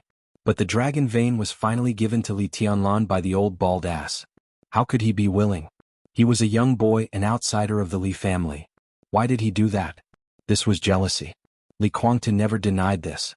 He was jealous of everything Li Tianlan had since he was a child, which should have been his. So he held the purgatory of heaven capital in his hand tightly, trying to seize the opportunity to make the boy who occupied everything he had disappear completely. Li Tianlan entered the secular world. The chaos in East Island began. Before he could do anything, the Samsara Palace had blocked the gate of the purgatory of heaven capital. So the final battle of heaven capital changed from killing Li Tianlan to cooperating with the Samsara Palace to let the purgatory of heaven capital enter the secular world smoothly. And all this was because of the Samsara Palace, because of a woman who even he was amazed by, who was known as a goddess in the dark world. At that time, Li Guangtu understood that even if he held the purgatory of heaven capital tightly, the young boy he had always been jealous of and looked down upon would stand up again in another direction with the power of a woman, and then become his biggest opponent to control the Li family. Li Guangtu's failure was because of women. Li Tianlan's success was also because of women. The contrast was so obvious. How could Li Guangtu not be jealous? There was also his first son, whom he had high hopes for and had already raised. Huawu, who died in Ninghu. Some clues almost pointed to the Samsara Palace. Although there was no evidence, what evidence did people like Li Guangtu need? The most important thing was, join Emperor Dong's palace. Li Guangtu didn't want to. If he didn't want to, he didn't want to. They were all reasons. Every one of them was a reason. As for joining Emperor Dong's palace, Li Guangtu couldn't think of an excuse to convince himself to ignore these reasons. It doesn't matter. Li Huaqing smiled and said, at least this reason is true and I can accept it. So, I'm free? Li Guangtu's voice was a little dull. I'll try my best. Li Huaqing said calmly, fight for your freedom. I'm 99% sure that I can take you out of the purgatory of heaven capital today. His voice paused. Li Huaqing looked at him and didn't speak. The premise is, what can you do for me and for Zhongzhou state? Are you optimistic about Li Tianlan? Li Guangtu suddenly asked. To be exact, it's the mature Tianlan that I'm optimistic about. Li Huaqing's expression was very serious. It's strange and contradictory. So, you saved me today for Li Tianlan. Am I right? Li Guangtu suddenly laughed. Li Huaqing narrowed his eyes and directly acquiesced. Li Guangtu was a smart man and mature enough. There was no need to hide some things because they couldn't be hidden at all. I see. Li Guangtu nodded and said, if I join Emperor Dong's palace, the Li family will be out of control and completely out of control. This is not what you want. So, you want me to continue to be an enemy of Emperor Dong's palace? No, to be exact, you want me to continue to join forces with Jiang Shangyu and Gu Xingyun? In this way, the three of us can form a force that can balance Emperor Dong's palace. He stared into Li Huaqing's eyes and said, you saved me just to let Li Tianlan kill me in the future. You want me to be a stumbling block on Li Tianlan's way to help him grow up quickly? Or a whetstone? This is a test for Li Tianlan? Li Guangtu's smile was a little twisted. You're a smart man. Li Huaqing said slowly, do you agree or refuse? I won't be a puppet. Li Guangtu sneered and said, if I leave Emperor Dong's palace, I will integrate all the forces in my hands, try my best to kill Li Tianlan at any cost, and take back the power of the Li family. In this matter, I won't show any mercy. If he dies in my hands, what will you do? Kill me? Li Huaqing looked at him expressionlessly and said coldly, you can kill Tianlan, which naturally proves that you are more valuable than Tianlan. Why should I kill you? In my heart, you are his whetstone, but you can be a knife. Li Guangtu looked into his eyes. Facing his eyes, Li Huaqing didn't give in at all. After a long time, Li Guangtu took a deep breath and slowly nodded. Li Huaqing turned and walked to the door. It was also straightforward. He said, wait for my news. Chapter 1259. The wind in Emperor Dong's palace was soft and comfortable. Li Tianlan sat at the table on the balcony, silently drinking tea and casually enjoying the scenery in Emperor Dong's palace. Qin Weibai, who got up a little late, arranged the fruit plate on the table into a pattern of a smiling face. Her smile was like a flower. Very happy? Li Tianlan asked softly. Yes, as long as you don't bully me, I am happy every day. Qin Weibai chuckled and reached out to touch Li Tianlan's hair. Li Tianlan grabbed her slightly cold and delicate palm and gently bit her fingers. Her white and slender fingers were stained with a little juice. It was fragrant and slightly sweet. Li Tianlan's whole body seemed to melt in this slight touch. He pulled Qin Weibai's body over and sat her on his lap. His other hand naturally wrapped around her waist. Qin Weibai laughed and took out a strawberry from the fruit plate. Do you want to eat it? Li Tianlan shook his head. His and Qin Weibai's eating habits were completely opposite. Qin Weibai usually drank the dew of a special plant that only grew near the polar circle. It was extremely demanding on the environment, temperature, light, and land. Emperor Dong's palace and the Lin clan had now set up this kind of laboratory to cultivate this plant. It cost a lot, but the harvest was not great. This plant could currently grow in Emperor Dong's palace, but Qin Weibai didn't like it very much, so her daily drinking was airlifted from Snow Country or Reki City. When it came to 3 meals a day, most of the time when the workload was not heavy, Qin Weibai's breakfast was usually a small but varied fruit, a piece of egg white and half a glass of juice. When the workload was heavy, she would add a small steak and a small cup of coffee for breakfast. For lunch, she had 1 or 2 taels of rice, a small bowl of soup and a few light vegetables. Basically, there was no meat. Most of the dinner was porridge, and occasionally she would eat some desserts she made herself. As for Li Tianlan's diet, fruit? Vegetables? What the hell were those? 3 meals a day from morning to night, meat, meat, meat. Eating regularly to nourish the stomach were all nonsense. In terms of eating, he didn't like any fruit. The only thing he liked was meat, and he didn't even care about the taste. Qin Weibai took a small bite of the strawberry and laughed again. She sat on Li Tianlan's lap and gently twisted her waist. Are you so happy because of Li Guangtu? Li Tianlan asked suddenly. Qin Weibai was a little confused. She thought about it and nodded. Part of the reason. I don't like this person and I don't want to be with him. It's good that he can leave Emperor Dong's palace now. Li Tianlan played with her soft long hair and said nothing. Qin Weibai quietly ate the fruit. Her movements were very delicate. After she finished the strawberry in her hand, she picked up a wet towel and wiped her hands. Then she wrapped her arms around Li Tianlan's neck and said softly, Are you unhappy? Not really. Li Tianlan shook his head. I gave him the best conditions but he refused. It's a pity that we didn't reach an agreement. Regarding Li Guangtu, he didn't have any complicated thoughts. He didn't have a good impression of him, but he didn't dislike him much either. He and Li Guangtu were enemies, but Li Guangtu was a very stubborn person. Such people were often very pure. Even if they were enemies, he wasn't the kind of person who would make others gnash their teeth and want to kill him. After all, he is Rushi's father. If there is a chance, I don't want to let him go. If he leaves Emperor Dong's palace today, he will only die in the future. Li Tianlan said softly, and even if Grandpa doesn't like him, he doesn't want him to go this way. This is his own choice. Qin Weibai reached out and rubbed Li Tianlan's frowning eyebrows. How about the Purgatory of Heaven capital? There should be a group of people joining Emperor Dong's palace in the near future. Before I came back, I said what I should say. It's understandable that they think I'm an outsider. But Rushi is not. For those who really care about the Li family, they can completely accept that Mai and Rushi's children will inherit the Li family in the future. This is enough to make some people in the Purgatory of Heaven capital make up their minds to choose their own side. Li Tianlan said faintly, I don't want to get involved in the affairs of Emperor Dong's palace and the Purgatory of Heaven capital, and it's not necessary.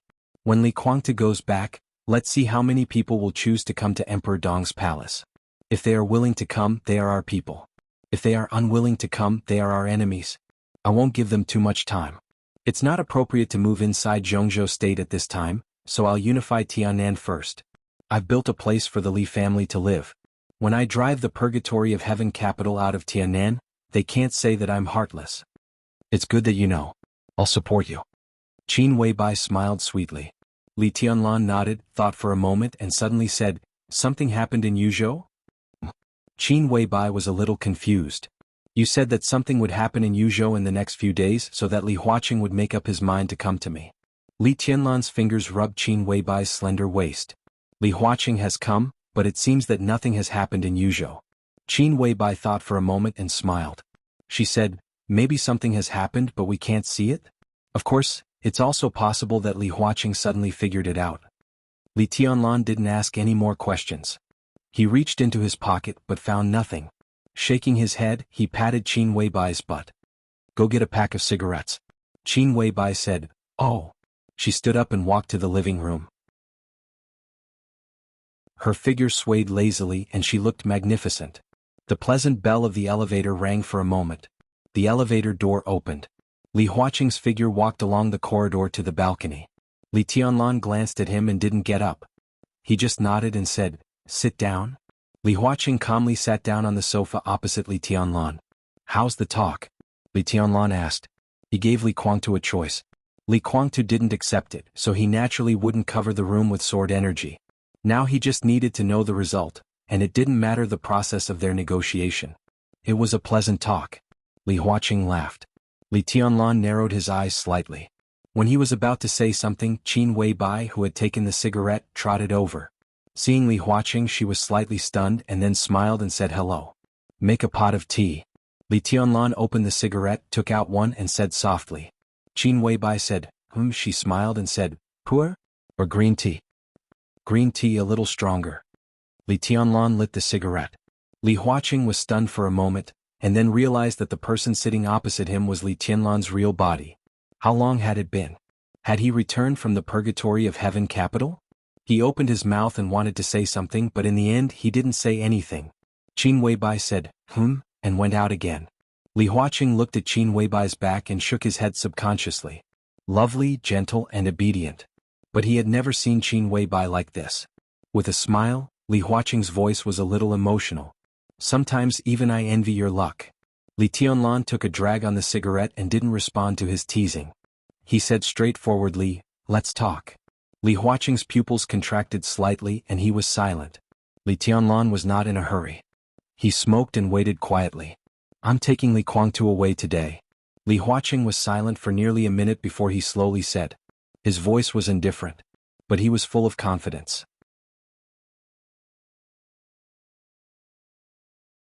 Chapter 1260. From Li Huaqing's light voice, Li Tianlan felt a kind of almost strong confidence. This was undoubtedly a showdown. But why was it today? What Qin Weibai predicted should have happened in Yuzhou did not happen. Things in Liaodong were still in a stalemate. The flourishing age fund was also as stable as Mount Tai. The situation in Zhongzhou State was generally calm, so why did Li Huaqing suddenly choose today to have a showdown with him? Was it because he valued Li Kuangtu so much that he ran out of patience and was in a hurry to get him out to complete the layout before the election? Or Was it because something happened inside the academics that could affect Li Huaqing's decision under the situation that no one could see and made Li Huaqing make up his mind? And this matter was obviously not suitable to be exposed now? Qin Weibai knew about this matter. But she did not choose to tell him. Was it because she did not know that this matter would be more beneficial to Emperor Dong's palace? Li Tianlan glanced in the direction of the living room. In his sight was Qin Weibai's slim and graceful back, light and elegant, and she looked very happy. This woman should be spanked again. Li Tianlan flicked the ash and looked at Li Huaqing. It seems that you really had a good talk. Li Huaqing laughed and said softly, he agreed to go with me. He agreed? Li Tianlan suddenly sneered. Did the president make a mistake? Or did he forget something? Li Guangtu is now my captive, a prisoner held here. He agreed to go with you? What value does his will have here? I've locked him up here for so long. Do you think I can let him go just because he agrees? He narrowed his eyes and stared at Li Huaqing. You want to take him away without asking for my opinion? Go and ask him first. Oh, Emperor Dong's palace is a small family, and the president really does not take me seriously. Li Huaqing lowered his eyelids, his expression was neither happy nor angry, and his voice was neither salty nor indifferent. Then I will tell you now, I will take him away. What was strong? What was overbearing? At this moment, in the face of the president who many people thought had no temper for the first time, Li Tianlan felt a great sense of oppression that almost hit him in the face. I do not agree. He tilted his head, looked at Li Huaqing and sneered, my attitude is clear. I don't agree. I'd like to see if Li Huaqing can leave Emperor Dong's palace alive if I don't nod my head today. Li Huaqing's body tensed for a moment. The corners of his mouth curled up into a half smile. Li Huaqing? Slip of the tongue. Li Tianlan said calmly, I want to talk about Li Guangtu. Ah, slip of the tongue. Li Huaqing muttered faintly. This was indeed an explainable reason, but it could also be said that Li Tianlan thought so in his heart and said it directly out of straightforwardness. It could also be understood as Li Tianlan's threat. At most they would just fall out. I believe you. Li Huaqing nodded. It's not important. Li Tianlan said, the important thing is that I have already said that I don't agree. Do you want to try to take him away by force? The tea is here. A voice with a hint of laughter rang out. Qin Weibai walked into the balcony with a delicate tray and placed 2 cups of tea in front of Li Tianlan and Li Huaqing respectively. The fragrance of tea and body floated gently. Li Huaqing was silent for a while, then laughed. Why? If I really wanted to take him away by force, he should be with me now. Li Tianlan turned the teacup expressionlessly, his eyes cold. Tianlan, you should know very well that Li Guangtu refused to join Emperor Dong's palace. In this situation you offered such a generous offer, but he refused, which means that he can't join Emperor Dong's palace in the future. Li Huaqing said slowly, in this case there is no point in keeping him here. It's much better than letting him out and giving Emperor Dong's palace one more opponent. Li Tianlan said lightly. Sounds like it. Li Huaqing nodded with a smile, but if you keep him locked up, how can you really annex the Purgatory of Heaven capital? A large part of the people in the Purgatory of Heaven capital are from the Li family. They may be on your side or on Li Guangtu's side, but to put it bluntly, they are in a dilemma. If you keep Li Guangtu, don't you worry that the Purgatory of Heaven capital and even the elders of the Li family in Emperor Dong's palace will have a knot in their hearts? Being locked up here, at least he can still be alive. Li Tianlan said calmly. Li Huaqing looked at him quietly and asked, you don't want to kill him? Li Tianlan nodded but soon shook his head. To be honest, he didn't think about it. He didn't want to kill Li Guangtu before today. The best plan in his mind was the condition he proposed to Li Guangtu. This was also in line with the expectations of most people in the Li family. Emperor Dong's palace and the Purgatory of Heaven capital merged without large-scale conflicts. Both sides had their own gains and they were harmonious. Divided Li Li family reunited, with Li Tianlan as the leader and Li Guangtu as the assistant, so that the Li family could return to its peak, and then create a dynasty similar to the Wang family of Beihai. This was the best ending. But Li Guangtu didn't accept it. How good was the condition he proposed? So good that there was only one condition left that could be better than the one he proposed. That was to let Li Guangtu become the palace master of Emperor Dong's palace. Li Tianlan would take a step back and become the deputy palace master, and hand over everything in his hands to Li Guangtu. Apart from this, there was no better condition than what he offered Li Guangtu. Not even a little bit better. But Li Guangtu didn't accept it. At that moment, Li Tianlan's mood was very complicated. He was disappointed, angry, self-deprecating, and finally became indifferent. From the second he left the room where Li Guangtu was imprisoned. In his mind, Li Guangtu was no longer a question of whether he wanted to kill him or not. Li Guangtu didn't accept the condition. It didn't matter whether he was proud, paranoid, or ungrateful. Because they were enemies. All enemies could be killed. He felt that he had done his best to Li Guangtu. So your reason now is not a reason. Li Huaqing said blandly, you don't care about Li Guangtu's life or death now. As long as he leaves, you won't show him any mercy. In this case, you have no scruples about not wanting to kill him. Li Guangtu might have been important to you before, but now that he has chosen to be your enemy, he is not so important anymore. Now he is just your enemy. Just. Li Tianlan laughed. Do you know that your words are tantamount to asking me to let the tiger go back to the mountain? If I nod today, the Li family and Emperor Dong's palace are likely to pay the price of countless people's lives in the future? If Emperor Dong's palace wants to develop, some sacrifices are inevitable. Li Huaqing's voice was cold. Then I can at least choose to reduce one enemy. Li Tianlan said coldly. You can't choose. Li Huaqing did not hesitate to face Li Tianlan's sharpness. He was extremely calm. I don't agree and Zhongzhou State doesn't agree. Purgatory of Heaven Capital, Li Guangtu must be your enemy. From another perspective, you can take this as a test from Zhongzhou State or a test from me. Test. Li Tianlan seemed to have heard a joke and sneered. Why do you test me? Li Huaqing picked up the teacup and took a sip of tea. He said slowly, because I am the president of Zhongzhou State now.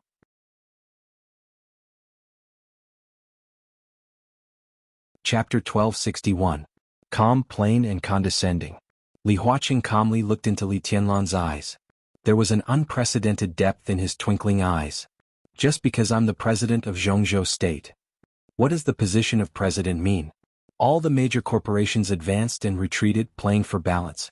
Similarly, the Senate also had its own conflicts. Sitting in the position of the president, one had to face pressure from all sides. One had to understand compromise and balance, and there were all sorts of restrictions. But in any case, this position was the pinnacle of power in Zhongzhou State. At some point, if Li Huaqing really wanted to do something, then the so-called pressure and restrictions could be ignored. When he began to put the balance behind him and let the president's will fully show, inside and outside Zhongzhou State, Li Tianlan, Dongqing Wudi, and even Wang Tianzong were unable to really resist this will. Because this will represented the world's strongest country, the world's most advanced destructive weapons, the world's most terrible wealth, the millions of troops in Zhongzhou State, and the public opinion that could suppress everything. As long as Li Huaqing nodded, all the resources of Zhongzhou State would become his weapons and sharp swords. All the resources. Under such sharpness, Emperor Dong's palace, the Wang family of Beihai, and the so-called wealthy families were like flying snow under the scorching sun, melting quietly. No one could be strong enough to defeat the whole world. At least not now. Wang Tianzong, who was at the peak, and Li Tianlan, who was invincible, fought against this will. The best result was to ensure their own survival. No matter how many trump cards and how deep the foundation of the power they built was, it would be directly destroyed in the moment when this will press down.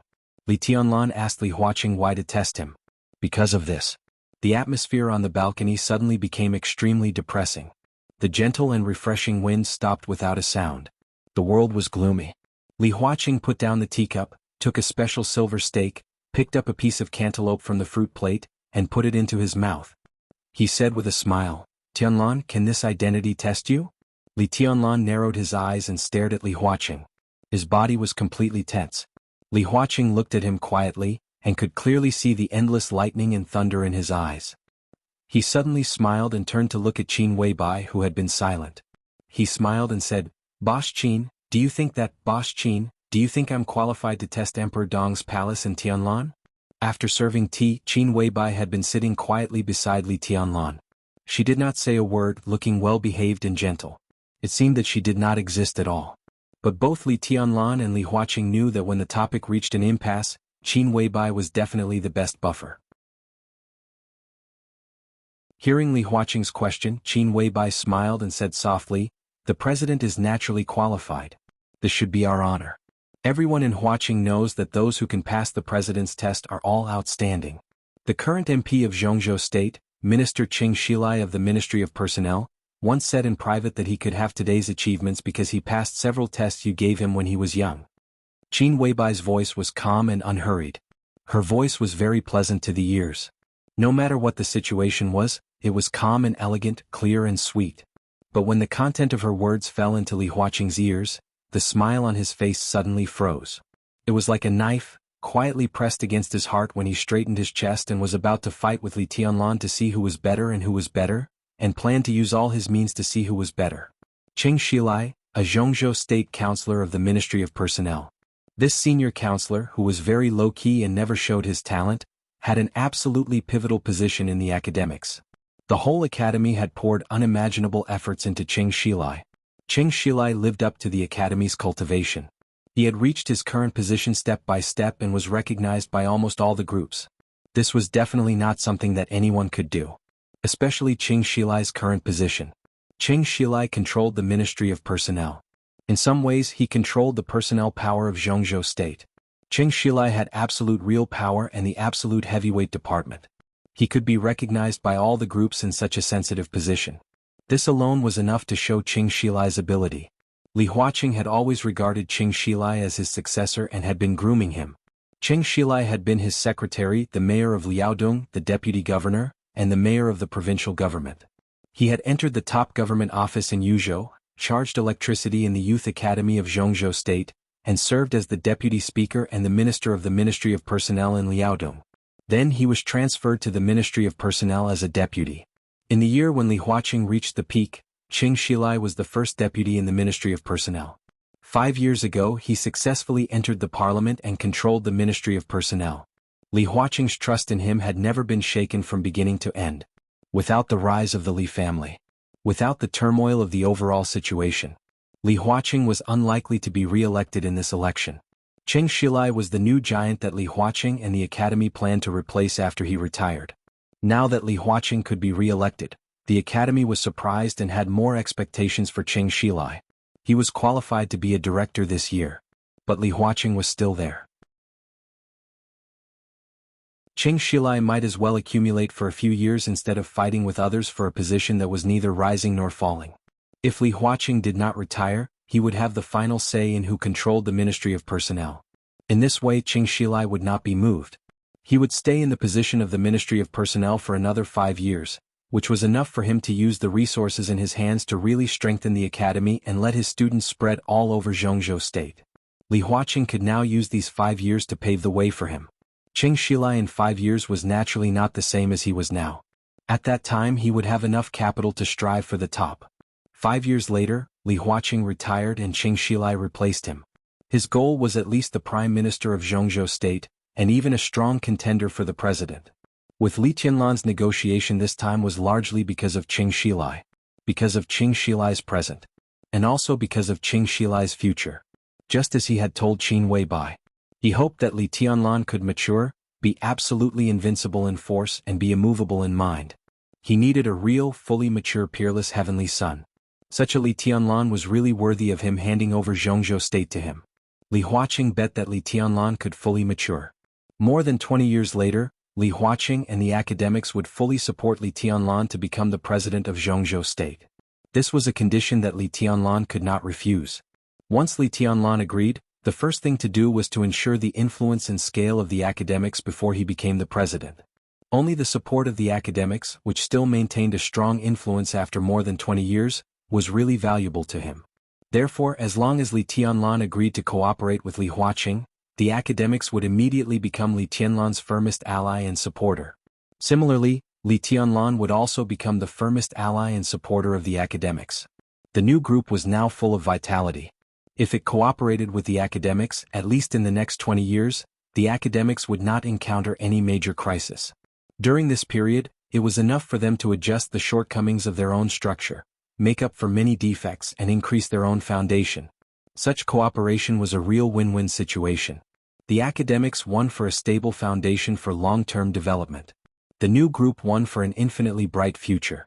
With the support of Li Tianlan and the new group, the academics would naturally be more confident. Therefore, Li Huaqing already had the idea of pushing Cheng Shilai to the position of president 5 years later. As for Cheng Shilai's current situation, the reason why Li Huaqing chose to show his cards to Li Tianlan today was indeed because of Cheng Shilai. To be exact, it was a phone call from Cheng Shilai. The content of the phone call was somewhat inexplicable.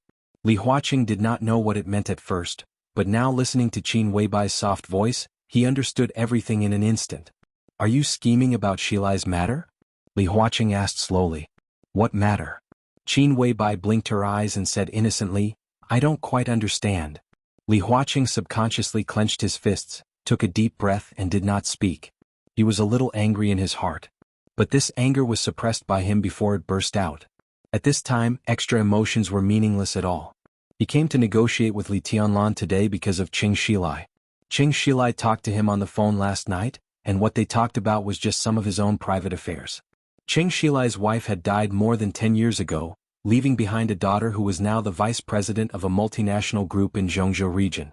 In addition, Qing Shilai had a son who was 10 years old this year. Qing Shilai, who had not remarried for more than 10 years after losing his wife, had a 10-year-old son. It was clear what this meant. Li Huaqing knew the existence of that child and had seen him with his own eyes. During festivals, when he and Qing Shilai met in private, he even gave the child several red envelopes. Illegitimate child. It sounded dishonorable. But that was it. Li Huaqing really did not take it seriously. When one's status reached Qing Shilai's level, no, even if it was 2 or 3 levels lower than him, basically no one fell because of the problem of lovers and illegitimate children. This kind of problem was not a problem at all when one reached a certain level, but when there was a problem, it would inevitably be raised. When the position was higher at Qing Shilai's level, almost all problems were no longer problems. The only problem for people at this level was whether the support from both above and below was enough. As for the rest, it could not be said that it did not matter, but there was really no need to worry too much. Li Huaqing had seen the child and the woman beside Qing Shilai. Although they had not seen each other many times, the woman had left a deep impression on him. It was almost difficult to find flaws in a woman in all aspects. Appearance, figure, temperament, speech, talent, life, character. She was flawless in all aspects. Just like Qin Weibai now. But a woman who was a little different from Qin Weibai. Her name was Gu Qingqiu. Her identity as a mistress could be said to be Qing Shilai's only weakness. A weakness that could not be called a weakness. No one would take it seriously. Even Li Huaqing had turned a blind eye to this. He didn't care about it at all. But he did not expect that one day this woman might really become a target for others to attack Qing Shilai. From the beginning to the end, the existence of this woman was a trap. A near-fatal trap aimed at Qing Shilai. A lover was really nothing. But if this lover had an extraordinary identity, this kind of trouble was enough to give anyone a headache. Gu Qingqiu, the second-generation pavilion master of Phoenix Pavilion in Kunlun City. When this identity and this name were combined and passed to Li Huaqing's ears, Li Huaqing did not know how to react for a while. The most important thing was that Gu Qingqiu was going to turn herself in now. No one knew how this pavilion master of Phoenix Pavilion turned against Gu Xingyun, but this was the result. Gu Qingqiu wanted to turn herself in. What was even more absurd was that Qing Shilai was completely controlled by this woman. Even now he didn't blame her. Instead he wanted to protect her. With this news came a lot of trouble surrounding Li Huaqing. Gu Qingqiu wanted to turn herself in, but she could not. Kill her? Qing Shilai could not do it. What he showed on the phone was that he wanted to protect that woman at all costs, even if she really turned herself in. But if she turned herself in, then her identity and relationship with Qing Shilai would appear in the sight of everyone in Zhongzhou State for the first time. What would be the consequences? Everything that Qing Shilai had done over the years would be studied with a magnifying glass, nitpicking bones from eggs. If they really wanted to find problems specifically, who dared to say that they had no problems at all? Qing Shilai, the successor of Li Huaqing, might become the target of all groups for the first time. Gu Qingqiu did not use Qing Shilai to do anything. Qing Shilai might be able to have a clear conscience, but it was difficult for him to be as immovable as a mountain. Under the focus of all groups, even if he could keep his position as a member of parliament, he would inevitably give up his position in the Ministry of Personnel. First of all, this would directly hurt the interests of the academics. The academics would also be violently turbulent. They might be dissatisfied with Gu Qingqiu. But all their emotions would be concentrated and vented on the Special Warfare Group and Gu Xingyun. But now Gu Xingyun was still the object of Li Huaqing's protection. Gu Qingqiu was obviously stimulated by something now. She did not think about anything else at all. The only thing she thought about was to stab Gu Xingyun with a knife. But after this knife, what should Li Huaqing do? In the face of the group's dissatisfaction with Gu Xingyun, should he suppress it? Could he suppress it? Once this matter was exposed, it would affect Qing Shilai's position and inevitably affect Qing Shilai's ranking in the parliament in the future. This kind of influence was fatal for the academics. The culprit was Gu Xingyun. When the matter broke out, did they not target the culprit but protect him? Li Huaqing could completely imagine the huge chaos within the academics at that time. Internal troubles were brewing. If coupled with the targeting of all groups, Qing Shilai might fall directly at a certain point in time, not to mention going further in 5 years. Gu Qingxiu Phoenix Pavilion, Kunlun City, Gu Xingyun, Qing Shilai, one by one the identities were connected together. If this matter was used by someone with ulterior motives, if his means were clever enough, this might be a huge storm that could sweep the entire academics. And there were people with such means, such intelligence, such standpoint, such power. Of course there were. Now there was one in front of Li Huaqing. Of course it was not Li Tianlan. It was Qin Weibai, who didn't look sharp at all and acted like a little woman at home.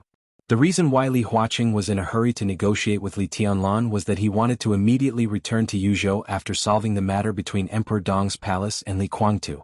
He wanted to talk with Gu Qingxiu and Gu Xingyun to stabilize this matter. He originally thought that this might be the work of the Prince Group or perhaps someone else. But he never thought that the matter of Gu Qingxiu turned out to be the work of Qin Weibai. This meant that she not only had the intelligence and means to set off a storm, but also meant that she had already mastered the cause of this matter. This was well prepared. She was unprepared. Under such circumstances, even Li Huaqing was not sure that he could suppress Qin Weibai. Do you know Gu Qingxiu? Li Huaqing asked straightforwardly. He is a very interesting person. But he is also a very pitiful person. Qin Weibai's voice was soft. It's not easy to find him. Even Xian Yin doesn't know of his existence. You can think of it as a coincidence that I can find him. Gu Xingyun killed her whole family and trained her to be the pavilion master of Phoenix Pavilion. Now she knows her life experience and knows some truth. Well, yes. Qin Weibai smiled and looked magnificent. I told her these things. I mentioned some things accidentally in a chat, so now she should only think about revenge and let Gu Xingyun die a horrible death. If this matter makes you embarrassed, then I'm sorry to cause you trouble. She was plain, without sincerity, and with a sense of ridicule. Li Huaqing smiled bitterly. For the first time, he experienced the sense of powerlessness that many people had experienced in front of this woman. Everyone knew that she was not simple, but no one knew from which angle this woman would make a move every time. He originally wanted to use a strong attitude to force Li Tianlan to take a step back so as to fight for more benefits. But now Qin Weibai's simple words, a Gu Qingxiu, and a trump card directly put him in a completely passive position. Boss Qin is really brilliant. Li Huaqing whispered, I don't think I underestimated you, but in the end, I still underestimated you. I have a friendship with Gu Qingxiu. Qin Weibai said faintly, now she just wants revenge. She wants Gu Xingyun to lose everything and she still has feelings for Minister Cheng. Li Huaqing was silent. He understood what Qin Weibai meant. Gu Qingxiu's goal was only to let Gu Xingyun pay the price. She wanted revenge. So now the only condition for her to give up surrendering was to let Gu Xingyun lose more things, and then use this as a bargaining chip, asking Qin Weibai to take this bargaining chip to persuade Gu Qingxiu. Since Qin Weibai had made a move, then what Gu Xingyun lost this time would naturally be transferred to Li Tianlan. And in such a bargaining chip, what Gu Xingyun lost was the most important. At present, at least the idea of letting Li Tianlan serve as a special advisor of Zhongzhou State and letting Gu Xingyun continue to be the war god of Zhongzhou State should be unrealistic. Li Huaqing could save Gu Xingyun.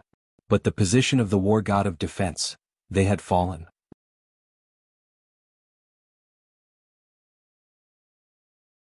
Chapter 1262. The atmosphere seemed to have changed unconsciously. Li Huaqing was negotiating with Li Tianlan. The two were at loggerheads, neither giving way to the other. But to put it bluntly, neither of them really wanted to turn against each other. The strong and radical attitude was nothing more than to fight for more benefits. If Li Huaqing wanted to take Li Guangtu away, he had to give an explanation to Emperor Dong's palace. That was to say, he had to give benefits. It was just a matter of how much. If he could suppress Li Tianlan, he could naturally pay a lot less. And Li Tianlan didn't care about Li Guangtu now. He captured Li Guangtu and gave him enough time to calm down. After calming down, Li Guangtu could see the situation clearly, see the gap between himself and Li Tianlan and see a lot of things. At the same time, he gave Li Guangtu the best conditions. He had done all that he could give and do. What else could he do? Li Guangtu didn't accept his conditions, so he naturally didn't matter to Li Tianlan. It was ridiculous to say that there was any affection between Li Guangtu and Li Tianlan. They had no blood relationship. They were nominal father and son, and they never really admitted anything. They seemed to be in a state of opposition from the very beginning. Li Tianlan captured Li Guangtu, and Li Guangtu refused the olive branch of Emperor Dong's palace. Why couldn't Li Tianlan let it go? He wanted to rope in Emperor Dong's palace and let the Li family become one in a real sense. Li Guangtu refused. Without him, Li Tianlan could also make the Li family better. Now handing over Li Guangtu and letting Li Huaqing take him away was nothing more than one more enemy in the future. It was one more enemy for Li Tianlan. Not Emperor Dong's palace. Emperor Dong's palace, purgatory of heaven capital. Li Tianlan, Li Guangtu. Both sides regarded each other's industry as their own property. The only difference now was that a large part of the power of purgatory of heaven capital would really become Li Tianlan's property, while Li Guangtu hadn't gotten a cent of Emperor Dong's palace. Although the facts were in front of him. But he still had a dream. Li Guangtu wouldn't give up this plan. Now that he had left Emperor Dong's palace, he would naturally carry out this plan in the future. As long as he didn't give up this dream, he wouldn't kill Emperor Dong's palace. He would only kill Li Tianlan. His martial arts foundation had not actually recovered. He was using his mental strength to simulate the sword aura. His attainments in the field of mental strength were extraordinary, and he was infinitely close to the transcendent realm. But Li Tianlan was really not afraid of it. He didn't even have the slightest scruple. It was hard for Li Tianlan to tell his specific state now. Strictly speaking, in terms of realms, Lin Fengting, Li Guangtu, and even Jiang Shangyu were all higher than him. Li Tianlan was only in the invincible realm now. Well, the invincible realm that was infinitely close to the peak of the invincible realm. His true state was the same as the current moon gaze song.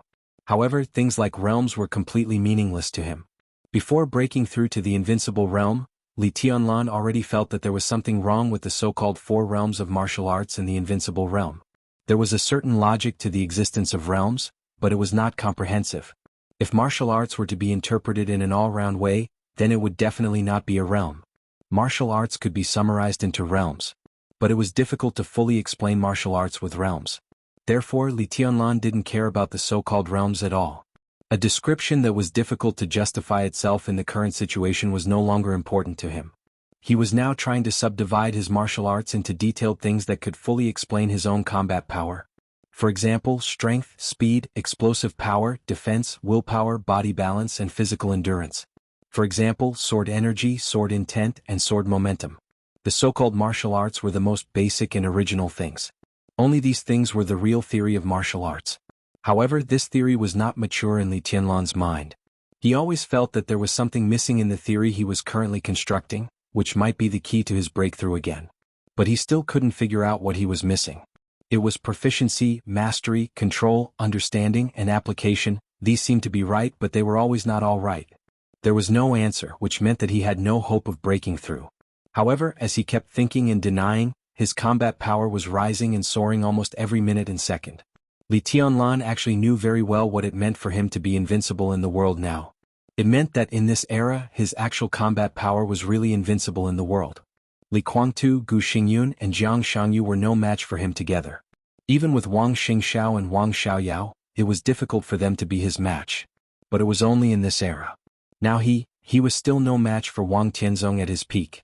Even if he had ruthlessness now. But even if he had ruthlessness with insufficient energy, he was no match for Wang Tianzong that night in Mormon's. Ruthlessness's charging speed had been several times faster now. But it would take at least 10 years to be fully charged. 10 years later, it would be ruthlessness's peak. At that time, with Li Tianlan's current realm, he would probably be able to replicate the eternal sword above Mormon's without suffering too much injury. But now he couldn't. His real combat power seemed to be close to Wang Tianzong's at that time. However, that seemingly small gap was like a real moat. Li Tianlan could perceive that when he crossed the moat, the whole world should change dramatically in his eyes. And the key to crossing this moat was what he had been thinking about. It was the key that was missing in his martial arts theory. He didn't know what the key was, but he had been thinking about it. And his martial arts also made rapid progress in this kind of thinking, which could be said to be 1,000 miles in a day. No matter how impossible it seemed to be to cross the moat, it would be crossed by him with this kind of progress. So what if Li Kuangtu was infinitely close to the transcendent realm? The so-called infinitely close was also incomparably far away from reaching it. Li Tianlan was completely confident that he could reach the end of martial arts one step ahead of Li Kuangtu. That end might not be a breakthrough, but in the progress of his martial arts, he would have the combat power to rival Wang Tianzong and even suppress Wang Tianzong before the breakthrough. In that case, what would Li Kuangtu be? This was Li Tianlan's current mentality. It was an extremely contradictory, inexplicable but real state of mind, which made him think that this kind of reality was really real. He was confident that his combat power would enter a new level in continuous progress. But his realm would not break through. No, it was not the realm, it was the kind of thing that he had been thinking about, but it was difficult to express. This kind of thing should be a great increase in combat power, but it should not be a positive combat power or something else. Li Tianlan couldn't express this feeling, but standing at his current height he could feel a kind of vague suppression, even suppressing his thoughts. His combat power could break through, but his thoughts seemed to be imprisoned. During this time, Li Tianlan had always felt that he could communicate with Wang Tianzong after he recovered to see if he knew what it was that he had been unable to figure out. If he couldn't answer this question, it could only mean that in fact he didn't really break through, but let his combat power enter that level little by little, just like himself now. In martial arts, Wang Tianzong was almost his only opponent. Wang Tianzong didn't come out. He didn't like anyone. Jiang Shangyu couldn't, Gu Xingyun couldn't, and Li Kuangtu couldn't either. So now for him, since he could let go of Li Kuangtu, it didn't matter to let Li Huaqing take him away. As long as he could give enough benefits. The tit-for-tat between Li Huaqing and Li Tianlan was also about this. Li Huaqing even did not hesitate to use his identity to suppress Li Tianlan. Doing so would undoubtedly be a little embarrassing. But his identity and position were at the top of the table. As long as he used it, he thought that Li Tianlan must bow his head. He asked Li Tianlan if he was qualified to test Li Tianlan because he was the president. What else could Li Tianlan say? If he dared to say it was not enough, then Emperor Dong's palace and the parliament would completely fall out, which was equivalent to his formal treason. Li Tianlan also knew this.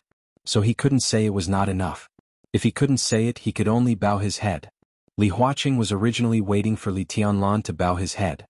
He even wanted to give Li Tianlan a way out and let Qin Weibai bow his head for him. So he threw this question to Qin Weibai. Qin Weibai didn't play cards according to the routine. No, this woman didn't play cards at all. In a few simple words, she directly hit Li Huaqing's vital point. Emperor Dong's palace? Li Kuangtu? She didn't care about these. These seemed to be the reasons for the dispute between the two sides. But now, the real reason for their dispute was just because of interest. Li Kuangtu said that she was a witch. A witch could see through people's hearts. She might not be able to do this, but she could see the whole situation from the perspective of an outsider. Every detail was in her eyes. This was not cleverness. Li Huaqing might not want to admit it, but he had to admit it. This was wisdom. So Qin Weibai bypassed the factors such as Li Kuangtu of Emperor Dong's palace and stabbed the academic's vital point with a knife, throwing out Qing Shilai, the trump card.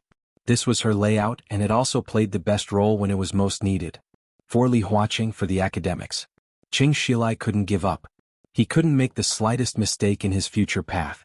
The academy had poured too many resources into him and placed too much hope on him. Qing Shilai didn't let anyone down. The only mistake he made was having a special lover. That was all. That was all. Gu Qingqiu never asked Qing Shilai to do anything. If the special warfare group continued to develop, maybe after Qing Shilai became a director, Gu Xingyun would really use Gu Qingqiu, the trump card. But now Qing Shilai was completely innocent. Things came to this point just because of Gu Qingqiu's special identity. It was Qin Weibai who added a special layer of life experience to this special identity. So Gu Qingqiu lost control. She wanted to turn herself in, to retaliate against Gu Xingyun, and to make Gu Xingyun lose everything. She had this power now. The Phoenix Pavilion Master seduced the current leader of the academics. Once the matter was exposed, Kunlun City would undoubtedly be targeted and hated by the entire academics. Based on the current situation of Kunlun City, once the academics gave up protecting them, Li Tianlan could easily destroy the entire Kunlun City. The academics hated Gu Xingyun. But Li Huaqing had to protect Gu Xingyun. Gu Xingyun, Jiang Shangyu, Li Kuangtu's trident could not be lost. It was an important chip to balance Li Tianlan. Without any one of them, the weight of this chip would plummet. He had to protect Gu Xingyun. But if the matter was exposed, if he protected Gu Xingyun, it meant that he, the big boss of the academics, would first have an extremely fierce conflict with countless people in his own group. What was this? If things really got out of hand, no matter what the result was, Qing Shilai was bound to be sacrificed. It was difficult to satisfy both sides. So he was in a hurry to negotiate with Li Tianlan. He planned to use Li Tianlan to face the next storm after the two sides reached an agreement. But Qin Weibai's words suggested another way. As long as Gu Qingqiu did not turn himself in, then everything would be easy to deal with. Gu Xingyu knew Gu Qingqiu's identity, but he now relied on the academics to protect him, so he certainly did not dare to say anything. If Gu Qingqiu did not say anything, then this matter would be a secret. This was Qin Weibai's arrangement. She could arrange it, and naturally she would have the ability to close the net. She could make Gu Qingqiu give up turning himself in without being killed and completely provoking Qing Shilai. And Qin Weibai was now asking him for a bargaining chip that could persuade Gu Qingqiu. Such a bargaining chip, what could it be? Naturally, she wanted to suppress Gu Xingyun and get more benefits from him. This benefit naturally had to be given to Qin Weibai. Was there any difference between giving it to Qin Weibai and giving it to Li Tianlan? And to say the least, only by giving this benefit to Li Tianlan could Gu Qingqiu believe Qin Weibai's words to persuade him. Then she would give up turning herself in. And her hope of revenge would also change from self-destruction to relying on Li Tianlan and Emperor Dong's palace to avenge her. Qing Shilai could not let go of Gu Qingqiu. In this way, with Gu Qingqiu as a bridge, Qing Shilai, the next leader of the academy, would establish a subtle relationship with Emperor Dong's palace.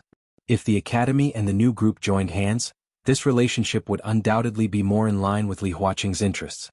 This was Qin Weibai's arrangement. Now she was sitting opposite Li Huaqing, enjoying the wind, quiet and gentle, but it was equivalent to directly telling Li Huaqing, "I have paved the way for you and I have given you the steps. Why don't you give Zhongzhou State to me? What are you hesitating for?" Li Huaqing sat in silence.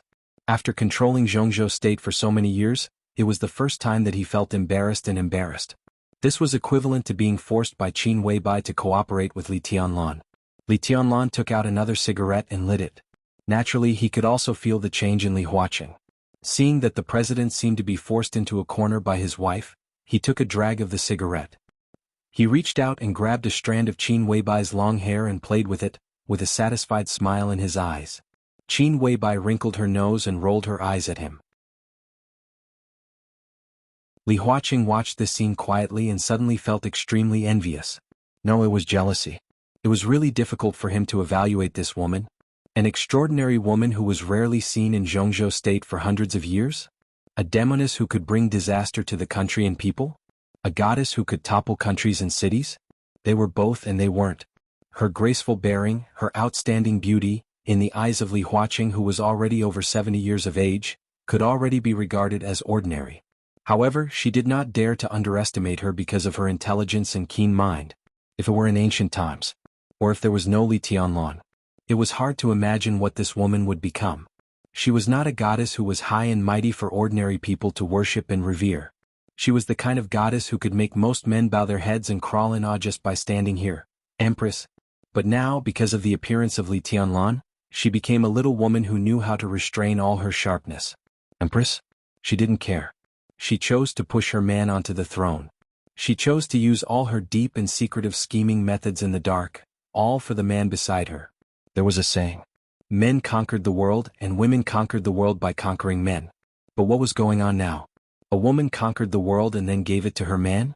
Li Huaqing's eyes were a little complicated. Do you know what is most enviable about you? He looked at Li Tianlan and asked softly. Tell me. Li Tianlan played with Qin Weibai's hair.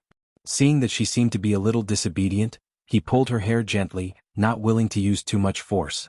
Looking at the corners of Qin Weibai's mouth, Li Tianlan smiled more and more relaxed. It's not your talent in martial arts, not your invincibility, not because you are the heir of the Li family. Li Huaqing's voice was low. He pointed to Qin Weibai and whispered, the most enviable thing about you is that you have her. With such a woman by his side as a man, it was really too damn worry-free. What was a good wife? That was it. She was strong and domineering in the outside world but amorous inside. She knew strategy, knew how to taste, had a sense of propriety, and was elegant and generous. She could straighten out the harem, deal with family problems, and take care of the relationship between mother-in-law and daughter-in-law. Li Tianlan and the Dongqing clan were now harmonious, which also showed Qin Weibai's thoughts. She was the type of woman that every man dreamed of. Who didn't want her? Everyone wanted her. But only Li Tianlan had it. If I weren't old, maybe I would lose my mind because of jealousy of you. Li Huaqing sighed. Is there something in the president's words? Li Tianlan smiled carelessly. Li Huaqing did not admit or deny it. He just looked at Qin Weibai again and asked, Gu Xingyun, how about taking a step back?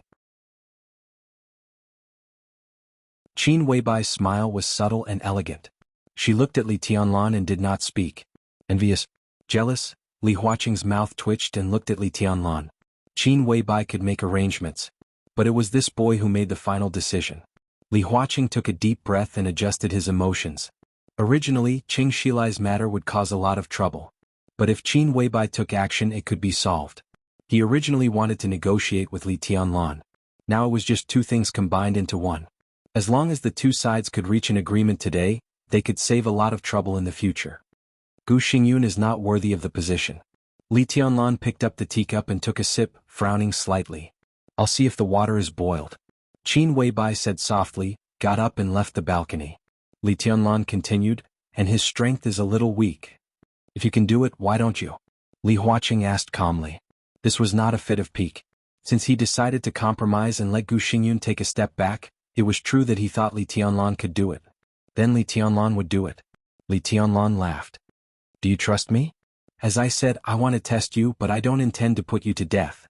Li Huaqing shook his head. It was me who proposed to let you be the special advisor of Zhongzhou State. In terms of power, you will be slightly higher than Gu Xingyun. In this way, you can also take the initiative in the next situation.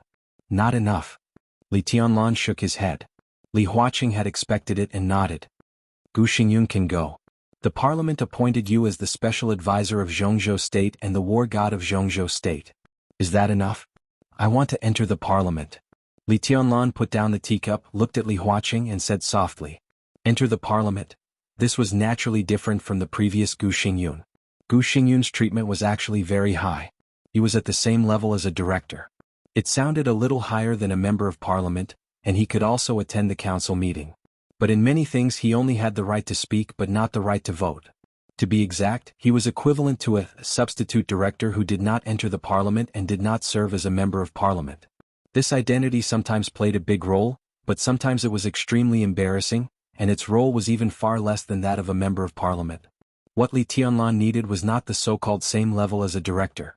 Instead, it was better to take a step back. He served as the special advisor of Zhongzhou State and the war god of Zhongzhou State. At the same time, he would formally enter the parliament and become a member of Zhongzhou State. This identity controlled all the special warfare forces of Zhongzhou State. In terms of power, even in the parliament he was a heavyweight who ranked at the top. This was also something that Gu Xingyun had planned for a long time. He was not qualified to take it, but today Li Tianlan was. I thought you were going to ask me to become a director. Li Huaqing laughed. Li Tianlan frowned. He did not understand the meaning of this sentence, so he simply asked, Are you mocking me? No, even if you want to be a director, I can help you with all my strength. Li Huaqing shook his head. I'm not sure. There are too many variables.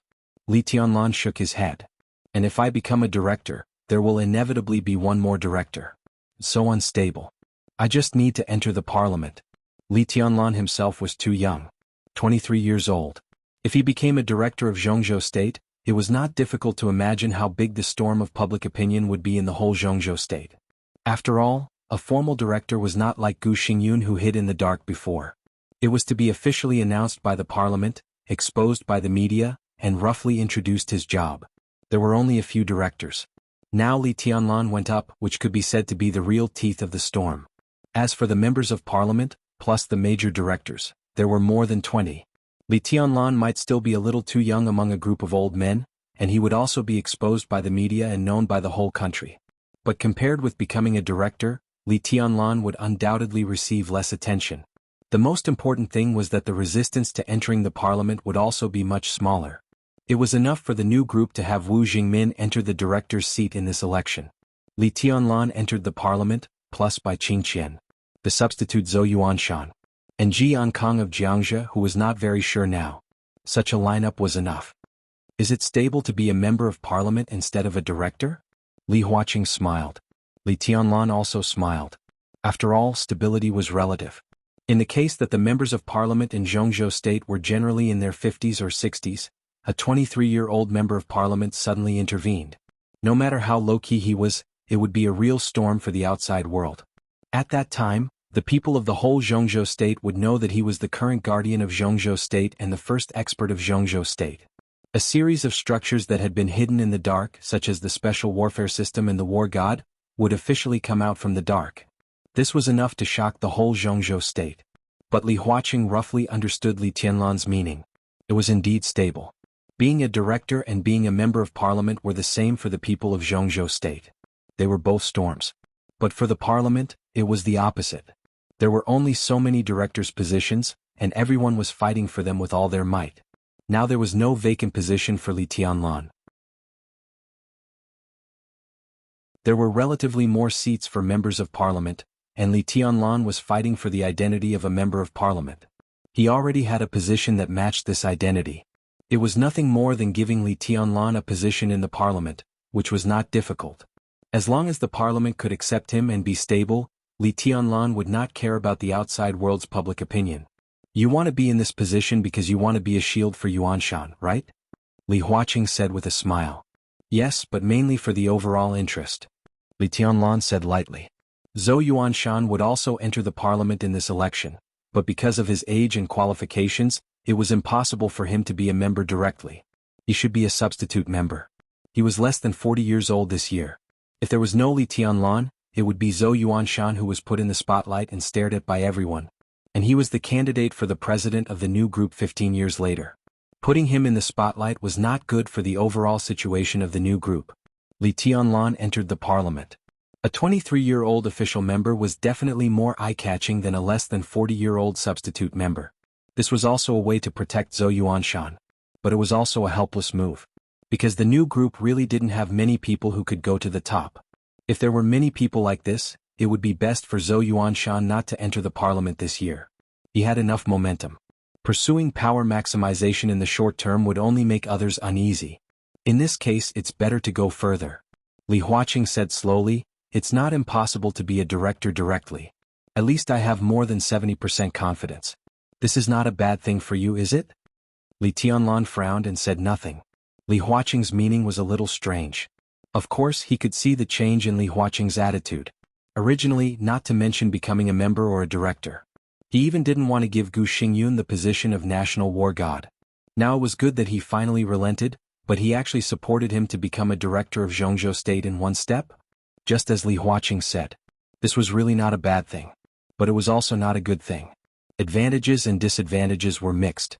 In that position, in layman's terms, Li Tianlan was put on the fire to roast. A new group rising fast. He and Wu Jingmin became directors. At that time, not to mention the academics and the Prince group and the Southeast group, even the North group and the Giant group might have other ideas. The increase of power would naturally bring a lot of benefits, but at the same time, they would face a more complicated situation. What did Li Huaqing mean? Indeed, it's not a bad thing. Li Tianlan said slowly. Li Huaqing raised the corner of his mouth slightly. But I refuse. Li Tianlan said lightly. Li Huaqing narrowed his eyes and said nothing. Qin Weibai walked to the balcony again and added hot water to the teacups in front of them. I thought you wouldn't refuse. Li Huaqing said slowly. It's too troublesome. I'm not used to it. Li Tianlan said straightforwardly. Well?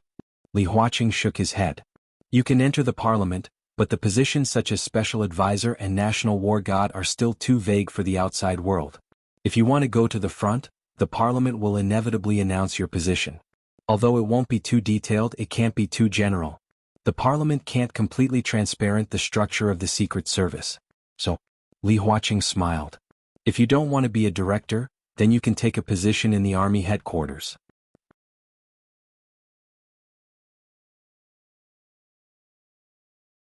Chapter 1263. A faint astonishment flashed through Li Tianlan's eyes. He didn't understand Li Huaqing's intention for a while. He was afraid that he would lose control if he had too much power in his hands. But in just a few words, the other party actually couldn't wait to give him more power? It was not a surprise for Li Tianlan to be able to enter the parliament, and it was no loss for Li Huaqing. This should be a condition that both sides could accept. It was a little weird that Li Huaqing was willing to help him become a counselor. Li Tianlan was unwilling to accept it, but he didn't embarrass him. Instead, he wanted to give him a position in the army headquarters. What position? This was a very obvious matter. After the election or before the election, Li Tianlan's appointment would be issued. He would serve as a special advisor of Zhongzhou State and the National War God. And after the election he would become a counselor of Zhongzhou State. With this identity, what position could he hold in the army headquarters? Obviously, it couldn't be the major theater of operations. The top leaders of the major theater of operations were not counselors. It couldn't be those headquarters. If it was one of those headquarters, it wouldn't just be a temporary position but a real power. A position in the army headquarters. With Li Tianlan's current status and strength, he should at least be a deputy minister. This meant, no. Deputy minister. Li Tianlan's eyes narrowed, and he suddenly understood what Li Huaqing meant. Li Huaqing smiled and tasted the tea, and it seemed that he didn't mean anything. Li Huaqing also laughed. He gently knocked on the table in front of him and said directly, "You don't want me to live a little more comfortably?" This was what Li Huaqing meant. You want power. I can give it to you. But I just won't let you live a good life. I have to make you unhappy. You are still young. At this age you are young and arrogant. You look down on the world and are confident that you are invincible. Live a good life? That's not what young people should do. Enjoying life in peace is not what young people should do. We old people should live a better life and enjoy today's prosperity and peace. You are young, of course you have to fight. Haha. Li Tianlan was expressionless. Haha. Li Huaqing was also expressionless. These two chuckles were very vivid. Li Tianlan turned to look at Qin Weibai. Once again Qin Weibai sat in her seat. She was languid and relaxed, like a cat basking in the sun on her own turf. She did not have the slightest intention to speak. Noticing Li Tianlan's gaze, she also raised her head and looked at Li Tianlan, her eyes a little obscure. Li Tianlan seemed to understand something. He turned his head and knocked on the table, muttering to himself. Qin Weibai's meaning was vague but obvious. A temporary post in the military. There were pros and cons to this matter. There was great trouble, but there were also great prospects. Moreover, this matter was not easy to accept, nor was it easy to reject. Naturally, it would be inappropriate to accept it. I can't accept it. He wants to be a senator. Li Huaqing gave it to him. He wanted the position of Heavenly Imperial Protector. Li Huaqing gave it to him. He wanted to suppress Gu Xingyun. Li Huaqing agreed. I don't want to be a director. Li Huaqing didn't object either. In the end, you didn't even agree to a position in the military. Do you really think that the parliament is run by your family? Now the Li of President Li Huaqing is not the Li of Li Tianlan. Therefore, Qin Weibai didn't give him a specific suggestion. She just told him that if he refused it would not be good. This also made Li Tianlan understand the other meaning of her words. It was not because he was so smart. But Li Tianlan was very clear about his current bargaining chips. Gu Qingxiu Qingxilai, Li Guangtu, he now had enough bargaining chips in his hand. If he used this as a bargaining chip to refuse Li Huaqing and didn't want to be in the military, there was little room for Li Huaqing to fall out. However, Qin Weibai showed her bargaining chips, but she didn't use them to refuse the position in the military. This could only mean one thing. This bargaining chip could be exchanged for other benefits, more than refusing Li Huaqing now. If I refuse, Li Huaqing directly interrupted Li Tianlan's words and said with a smile, if you refuse, you refuse. It's not a big deal. It's just that compared with the status of a senator, a temporary post in the military is simply dispensable. If you don't want to go to the military, then you don't have to go to the parliament. It was really straightforward. Li Tianlan sighed with emotion. There was no pressure in this sentence, but it was the truth. After all, Li Huaqing was still in office. If he really didn't agree to let Li Tianlan enter the parliament, Li Tianlan really couldn't get in. Unless he went all out or threatened with the bargaining chip in his hand. But in this way, if he used this bargaining chip, he really couldn't get anything back. And to enter the parliament, he had to go to the army. A nominal deputy minister of the army seemed dispensable, but to some extent, it could be said to be important. After all, Dongqing Wudi was still in office. The relationship between him and Dongqing Wudi was now no longer a secret in Zhongzhou State. At least he already knew what he should know. Of the father and son, one was the executive minister, and the other was the deputy minister. Temporary post? With Dongqing Wudi there, who would believe that Li Tianlan really went to take a temporary post? Whoever believed it was a fool. Even Li Tianlan himself didn't believe it. As long as his name appeared on the list of the army headquarters, he must also enter the council of the army headquarters. What kind of people were in this council? The number of people in this council was smaller than that of the Zhongzhou state parliament. Every one of them was a real big shot. If Li Tianlan entered this council and Dongqing Wudi was there, he would inevitably have some power. And with this power, it was natural for him to get in touch with more authorities. Would Li Tianlan honestly take a temporary post that was harmless to humans and animals? People in the world, including Li Tianlan, wouldn't believe it. The most important thing was, Yi Dongxing, they wouldn't believe it either. If Wang Qinglei became a director through the channels of the Prince Group, then Yi Dongxing's further resistance would be greatly reduced. Human affairs at this level, they were connected to each other in the first place. The cooperation and competition of the major groups were also divided into different positions because of different goals and positions. The tit-for-tat between these groups was always relative, and it was impossible to really be all-around incompatible. Li Tianlan was now tit-for-tat with Li Huaqing, but it didn't mean that Hua Xingyang and Wu Jing couldn't talk about cooperation in secret. The new group, the giant group, the Southeast Group. Dongqing Wudi, Wu Jingmin, Bai Qingqian, Yi Dongxing, Wang Xiyuan and Wang Qinglei. This separation and merging was also a complicated and confusing scene in the eyes of an outsider, but it was exceptionally clear in the eyes of an insider. The giant group would support Yi Dongxing to go further. For the Southeast Group, this decision suppressed Wang Qinglei and gave up part of the interest of the army headquarters. Similarly, the giant group was supporting Wen Xiyuan to enter the cabinet. The Southeast Group would also support Wu Jingmin and Bai Qingqian as the Deputy Prime Minister and Deputy Prime Minister to get more leadership of the cabinet. This was to form a new group. And the new group was now trying to suppress the Southeast Group. This relationship really couldn't be said to be cooperation or opposition. It could only be said to be balance. And according to Li Huaqing's current proposal, when Dongqing Wudi had given up part of the interests of the army headquarters to Yi Dongxing, Li Tianlan suddenly intervened. Fuck. Under such circumstances, Yi Dongxing and the Southeast Group probably couldn't even sleep. This was a completely indescribable threat. Yi Dongxing was in danger of being completely overthrown at any minute. The Wang family of Beihai would inevitably make corresponding moves. Once they made a move, how could the Prince Group ignore it? Li Tianlan entered the army headquarters and directly threatened the Southeast Group. The indirect threat was the Prince Group. In this way, what situation would Li Tianlan and the new group face? When Wu Jingmin and Bai Qingqian entered the cabinet, they encountered the challenge of Hua Xingyang's forces and had to deal with the pressure from Wen Xiyuan. When Li Tianlan entered the parliament, he faced the luxury alliance of Gu Xingyun, Jiang Shangyu and Li Guangtu.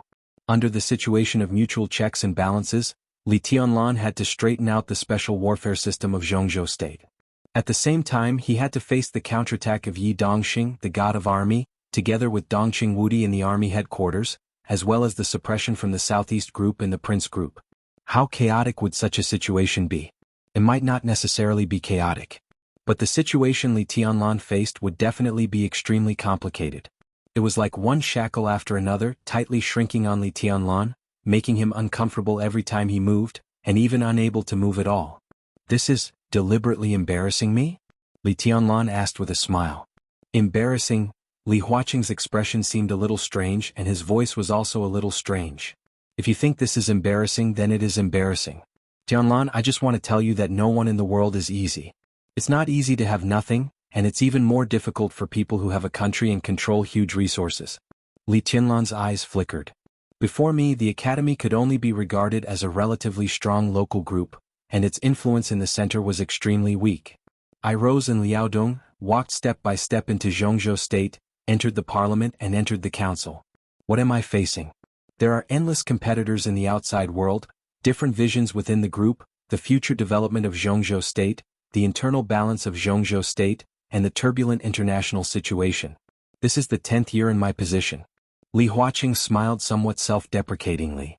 I think I have a clear conscience in Zhongzhou state, but in the past 10 years I have been very thoughtful. I have spent 5 points on the stability and balance of Zhongzhou state, 4 points on the development of Zhongzhou state, and 1 point on the internal planning of the group. Sometimes when I wake up, I can't even find where I am. What kind of situation am I facing? It's inside and outside the group. It's the intertwining of major groups. It's the deception of countries all over the world. It's the overall situation from top to bottom. This is what I should do in my position. No one is making things difficult for me, but is it difficult for me? Do I deserve all of this? It's said that your biological father is known as the god of massacre of Zhongzhou state and is majestic. But what does this glory represent? The life and death, honor and disgrace of the 550,000 troops of the Border Control Corps, the superficially obedient but secretly opposed by the various groups within the giant group, and Zhongzhou state is peaceful and prosperous. But you come from the border. When has the border been really peaceful? Zhongzhou state regards Invincible as the god of massacre, but they don't know that he has actually endured more times. Kill, kill, kill? How is it possible? When does he endure? When does he march? How does he keep the purity of the Border Control Corps and maintain their combat capability? Oh, the Border Control Corps used to be called a small army ministry. Such remarks are nothing but criticism. In the position of the Border Control Corps, he has to fight bravely and fiercely against foreign enemies. He has to be steady and determined, and at the same time, he has to face the pressure from the army headquarters and countless deceitful thoughts from within the group. Now that he has entered the army headquarters, he also has to worry about the Border Control Corps and the military power and operation of the entire Zhongzhou state. Is it difficult for him? This is what he should do in his position, and no one is making things difficult for him. Does he deserve it? Li Tianlan lit a cigarette and remained silent. I'm talking about your grandfather. The Li family has indeed been glorious. But Senior Li has been the war god of Zhongzhou state for more than 20 years. He has participated in hundreds of battles, big and small. Nearly half of the battles are with the invincible realm experts of other superpowers. He never retreated in a life-and-death battle. In peacetime he has to stabilize the relationship with Beihai, maintain the autonomy of the Li family, and face the pressure of the parliament and the hostility of the dark world. After the case of treason, he took the Li family to the border and supported the Purgatory of Heaven capital. He endured for more than 20 years, and he didn't really see the Li family return to its peak before he died. Who is making things difficult for him? Does he deserve it? The Wang family of Beihai has a history of more than 500 years. Its family history is almost the same as the history of Zhongzhou state. They were called the Wang family in the beginning. They fell behind and were revived by the chosen one ancestor. There was a time when they were called the Wang family's alliance. Later they occupied half of Beihai. For about 20 years they were called the royal family. Later, with the addition of the ancestors of the Lin clan, the two chosen ones at that time pushed the royal family to the peak together, and then it became the present Wang family of Beihai. Since these four words appeared, they have always been the first wealthy family in the dark world. After hundreds of years of ups and downs, they have always been the first wealthy family in any situation. What was Wang Tianzong like in the past? He was known as the Sword Emperor, invincible in the world, with great talent and bold vision. But who could understand the pressure he bore? More than 20 million people in Beihai, the southeast group, and the glory of hundreds of years were pressed together. That pressure could really crush people to death. Generations of patriarchs of Beihai bore this pressure, because every generation of patriarchs knew that if they couldn't bear this pressure, they would die. Therefore, every generation of patriarchs of the Wang family of Beihai is a well-deserved expert, but also a veritable coward. That ancestor, the current Wang Tianzong and Wang Xingxiao, they have the same mentality, which is fear. In fear they bear the pressure that can crush people to death. They are afraid that they can't do it well, afraid that they will lose everything, afraid that they will lose their families. Beihai is indeed a paradise for ordinary people and ordinary officials. But outside this paradise, there is the oppression on Mount Dibing, the fear and dissatisfaction of the patriarch of the Wang family of Beihai. They are in such an environment. Did someone make things difficult for them? Do they deserve it? The teacup in Li Huaqing's hand made a soft sound. Li Huaqing's face was ruddy, and there was a clear agitation in his heart. Li Tianlan seemed to understand what he was going to say. He silently handed him a cigarette. Li Huaqing took it, lit it, took a deep breath, and watched the pale white smoke rising in front of him. He laughed again. At this moment he looked at Li Tianlan with a strange look. The envy, jealousy, helplessness, sarcasm, and bitterness in his eyes were extremely complicated. I'm telling you all this because I want to tell you that no one in this world has it easy when they're in a high position. Tianlan, you have too much now. In terms of wealth, the Flourishing Age Fund is as rich as a country. Money is really a number for you. The luxury cars, houses, and even planes and yachts that ordinary people pursue are like a steamed bun and smelly tofu on a daily basis for you. In terms of status, You are already invincible, not to mention that you are about to become the youngest member of parliament in the history of Zhongzhou State. As the president of Zhongzhou State, I don't have any psychological advantage in front of you. You climb to the top of the divine list and control the new group. East Island, European land, South America, and Tianan are all doing things according to your mood. They call you your majesty. You are high and mighty with no rivals. Having reached this level of status, can you really be any higher? In terms of life, you are in your early 20s and you are at the peak of your drive. The one by your side is the first beauty of Zhongzhou State. She is a goddess in the eyes of countless so-called big shots. She is obedient like a little wife by your side.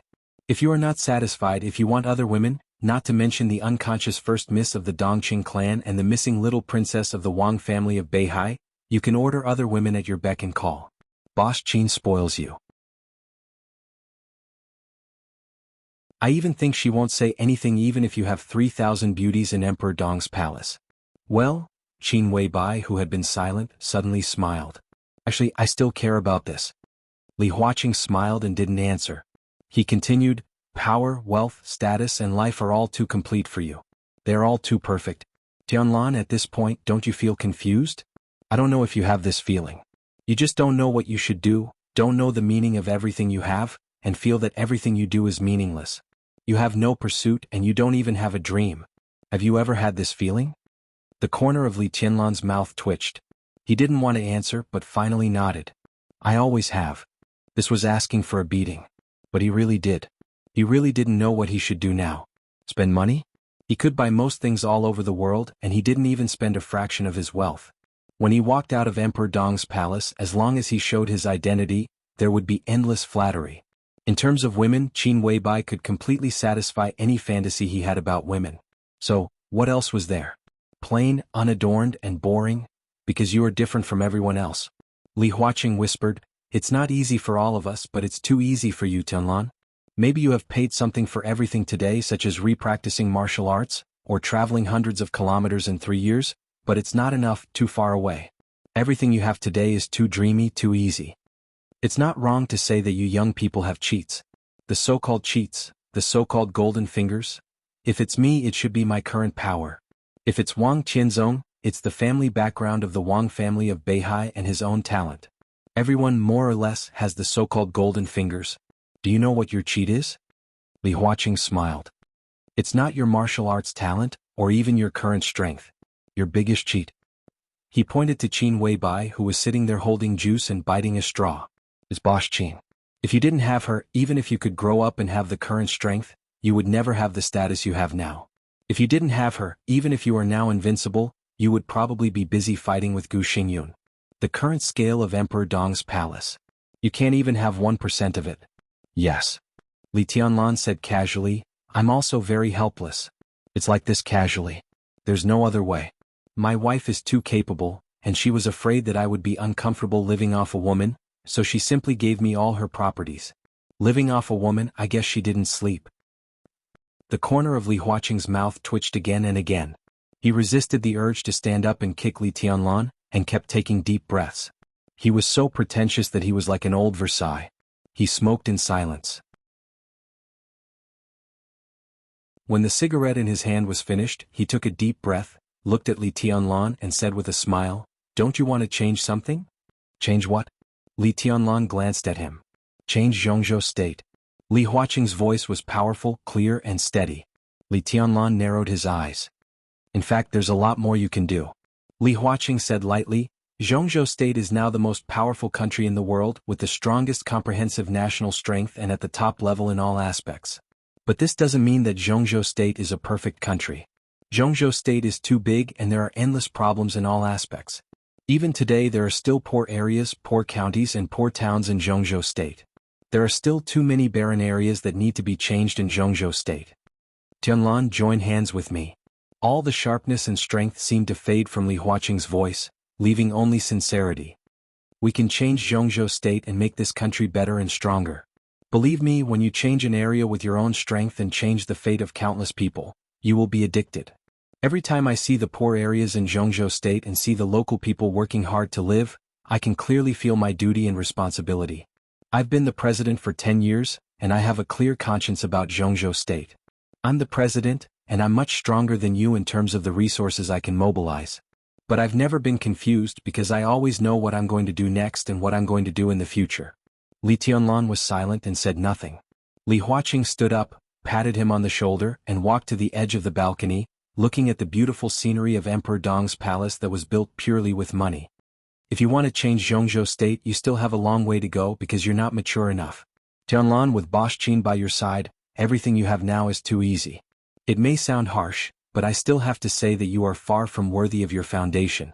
You still have a long way to go to be mature. No one can say that his life is easy. I'm really making it difficult for you to enter the army headquarters or become a director. Because I want you to feel the real difficulties, to understand yourself step by step in an incomparably complicated situation, and to let yourself mature completely. Only a Dong Huang who has truly passed through numerous tests, faced countless storms, and felt the internal and external pressure without batting an eyelid can truly be called your majesty, and be worthy of the two words chosen one." Li Huaqing's eyes looked into the distance.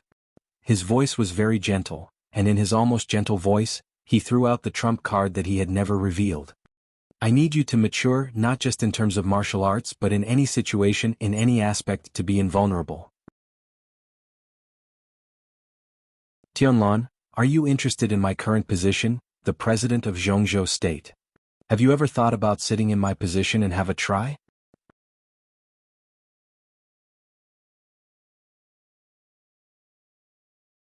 Chapter 1264. Qin Weibai smiled dreamily, perfect and flawless. She had been looking forward to this scene in this sentence for a long time. Let Li Tianlan be the successor. Qin Weibai could be sure that no one in the entire Zhongzhou state could think of this except Li Huaqing and Qin Weibai. Li Huaqing's secretary Ma Si might have vaguely guessed everything, but she was not sure. This was Li Huaqing's personal madness. This was truly a huge gamble. And before this trump card was revealed, it was the time for Li Huaqing to hesitate before putting down his chips. His hesitation was reasonable. Because if others knew this idea, almost everyone would think that Li Huaqing was crazy. Li Tianlan, the president. An invincible president of Zhongzhou state. A president who absolutely controlled his own group in great power. It was unprecedented. It was even unprecedented. In the hundreds of years of the Wang family of Beihai, even at its peak, there was only one female prime minister. The Southeast group had a president. But the Wang family of Beihai did not. The taboo was self-evident. If Li Tianlan could really mature as Li Huaqing said in the future, could calmly deal with all kinds of complex situations, and could fearlessly recognize challenges, then the future of Zhongzhou state would indeed be extremely bright. The benefits of this were obvious. But behind the so-called benefits, it also represented risks that made countless people restless. The emergence of a strong and invincible president could indeed bring Zhongzhou state to a new peak. But at that time, would there be room for other people to live in Zhongzhou state? For the country, for the people, and for themselves? Why was Li Tianlan sitting in the president's position? Would his existence subvert the entire structure of Zhongzhou state? At that time, would Zhongzhou state be the Zhongzhou state of Zhongzhou state people, or a new, strong, and irresistible poison dynasty? No one knew, including Li Huaqing. So this was Li Huaqing's madness and gamble alone. He was really optimistic about Li Tianlan. Therefore he wanted to take a gamble. But he was afraid that he could not bear the consequences of losing. So during this time in Emperor Dong's palace, he seemed to be calm about advancing and retreating, but he had been struggling and had not made up his mind. He did not dare to talk to Li Tianlan about this. This was the reason why he hesitated. Similarly, this would also be the reason why others would oppose this decision even if they risked their lives. Li Huaqing would hesitate. But the others were different. They couldn't believe it at all. Li Huaqing made such a choice because he really believed that Zhongzhou state would become better in Li Tianlan's hands. In other words, he was sure that his means could guide Li Tianlan to become a like-minded person in the next 20 years and guide him to become the leader that Zhongzhou state needed. It had nothing to do with nobility or selflessness. This was a concept. As for the others, no one dared to put their fate in the hands of others. Judging from Li Tianlan's current status and prestige, no one could be sure what height he would reach after more than 20 years. But what was certain was that once he really sat in the position of president, his will would almost become the only will of Zhongzhou state. The voices of the other groups were so insignificant and even pitiful in the face of this will. How could they possibly agree to such a ridiculous thing? Li Huaqing was sure that Li Tianlan would become a real president under his guidance in the future, not a poison genius. This was his philosophy. But others wouldn't trust him. Similarly, they wouldn't trust Li Huaqing. From another perspective, if the person who wanted to support Li Tianlan to become president was not Li Huaqing, but someone else such as Qin Fangqing before and Guo Wenian now, Li Huaqing would also fully oppose it. This was an absolute conflict of ideas from different positions. Li Huaqing dared to take a gamble now. It was not so much that he chose to trust Li Tianlan after hesitation, but that he trusted his own means. When he said this, all the hesitation and entanglement in his heart had disappeared, leaving only calmness. This was what Qin Weibai was looking forward to and what she wanted to see most. Because from this moment on, Li Huaqing and the academics would automatically become Li Tianlan's staunch allies because of this sentence. Perhaps Li Tianlan would face a very complicated situation in the future, a very difficult situation, a very great pressure. Maybe he would be embarrassed, angry, depressed, but what Li Huaqing said was actually right. In life no one was really easy. She pushed Li Tianlan to the present height. Next he had to do something. The man she fell in love with was naturally not Ado who couldn't be helped. She firmly believed this. Next was Li Tianlan's era. Naturally he was the only one who could really stand up to the sky. Qin Weibai looked at Li Tianlan and gently blinked. Her eyes were as bright as the Milky Way, flowing with starlight, mysterious and magnificent. Li Tianlan didn't notice her expression. He sat in the chair and was silent for a long time, looking a little stupefied. Try to sit in Li Huaqing's position. This sentence was very simple. But in Li Tianlan's ears, it was really earth-shattering. To be honest, this time he was really shocked by Li Huaqing. Become the president of Zhongzhou state. If this was Li Huaqing's trump card, this was a trump card that Li Tianlan had never thought of, but it was also a condition that Li Tianlan could not refuse. In life, what was the real peak of life? When he was young, Li Tianlan's answer was to restore the glory of the Li family. Now he had done it, so building a dynasty that dominated the dark world had become the goal he had been working hard to achieve. And now, Li Huaqing showed a brand new peak and future in front of him. How could he refuse? This was no longer a question of whether he was tempted or not. Change the world, change Zhongzhou state, create the future. Everything that was illusory became possible in this sentence. Li Tianlan took a deep breath. He looked at Li Huaqing and asked seriously, "Do you believe me?" He didn't believe that Li Huaqing could not see the risks. But he still revealed this trump card. Was he forced? What was forced was the time to reveal this trump card, and it had nothing to do with the content of the trump card. "I believe in myself." Li Huaqing smiled. "Who knows what you will be like in more than 20 years? You don't know and I don't know. What I believe is that I can train you to be a truly qualified leader." Li Tianlan completely understood what Li Huaqing meant by the test. Jiang Shangyu Li Kuangtu Gu Xingyun? These were indeed tests given by Li Huaqing. But it was only part of the test. The real test was all those who opposed him to become the president. Jiang Shangyu and the other two were part of it. The Southeast group must be part of it. The Wang family of Beihai was part of it. The Prince group was also part of it. The North group, which had joined the new group but had always had a subtle attitude, could also be counted as half of it. They would all oppose Li Tianlan to become the president. It was a desperate opposition. If he wanted to become the president, he had to either completely destroy them or completely conquer them. Only by suppressing all voices in this extremely complicated situation could Li Tianlan really pass the test and become truly mature. This goal was undoubtedly long and distant. But Li Tianlan now had enough capital. He had the support of the new group and the giant group. Now he also had the support of the academics and Emperor Dong's palace. This force was enough to support Li Tianlan to face any difficulties and any opponents. It was enough to support him to charge towards that goal. So it was meaningless to still struggle with whether to go to the army headquarters or to become a director. Entering the army headquarters would cause those people to feel uneasy. Becoming a director would also cause those people to rebound.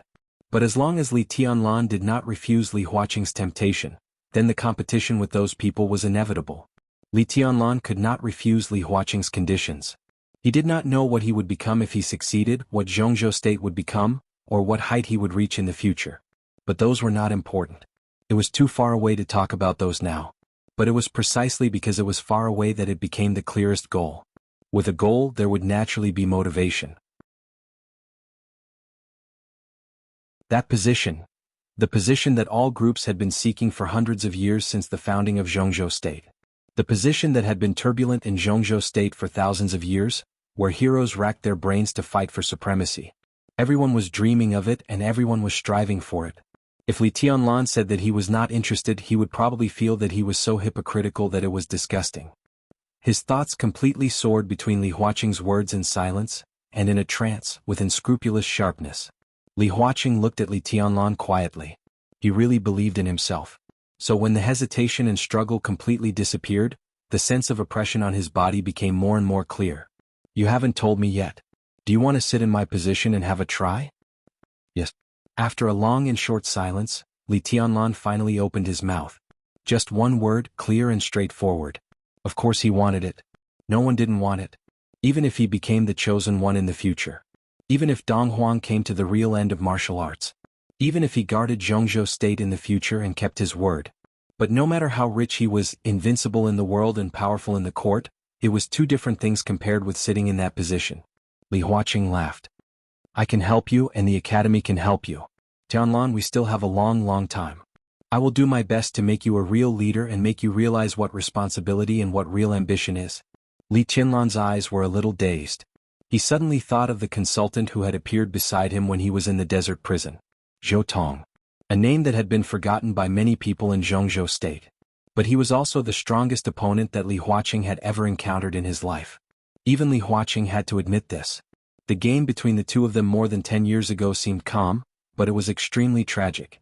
Tit for tat, it affected the whole situation of Zhongzhou state. And some of the details except for Zhou Tong and Li Huaqing until now no one knew. Everyone saw the final result. Zhou Tong, who had a slight upper hand, lost half a move at the last moment. It was okay to say that Li Huaqing overtook him at the bend, but it was okay to say that he fought back. The final result was clear. Li Huaqing became the crown prince of Zhongzhou state at that time. Zhou Tong retired in the year of his defeat. Then 2 years later he was secretly arrested without being announced and sent to the desert prison. And Li Huaqing became the crown prince. 2 years later he ascended to his current position until now. Zhou Tong had always had a very special position in the desert prison. Similarly, he was also the prisoner that Li Tianlan valued most in the desert prison. His former identity, his experience, his vision, and his wisdom would not decline because he was in prison. His limitation was that he did not know the situation outside because he was in the desert. He had been infinitely close to the peak of power, but he had also failed miserably. After so many years, if he knew how to reflect, he would definitely be the person who knew what success was best. What he did not know, Li Tianlan knew. What Li Tianlan wanted to know, he knew. So in the desert prison, Li Tianlan asked him to be his personal advisor and asked him a lot of things. His experience, his means, and his decisions were what Li Tianlan needed to absorb. Compared with these, what Li Tianlan valued more was his identity. Zhou Tong came from the prince group.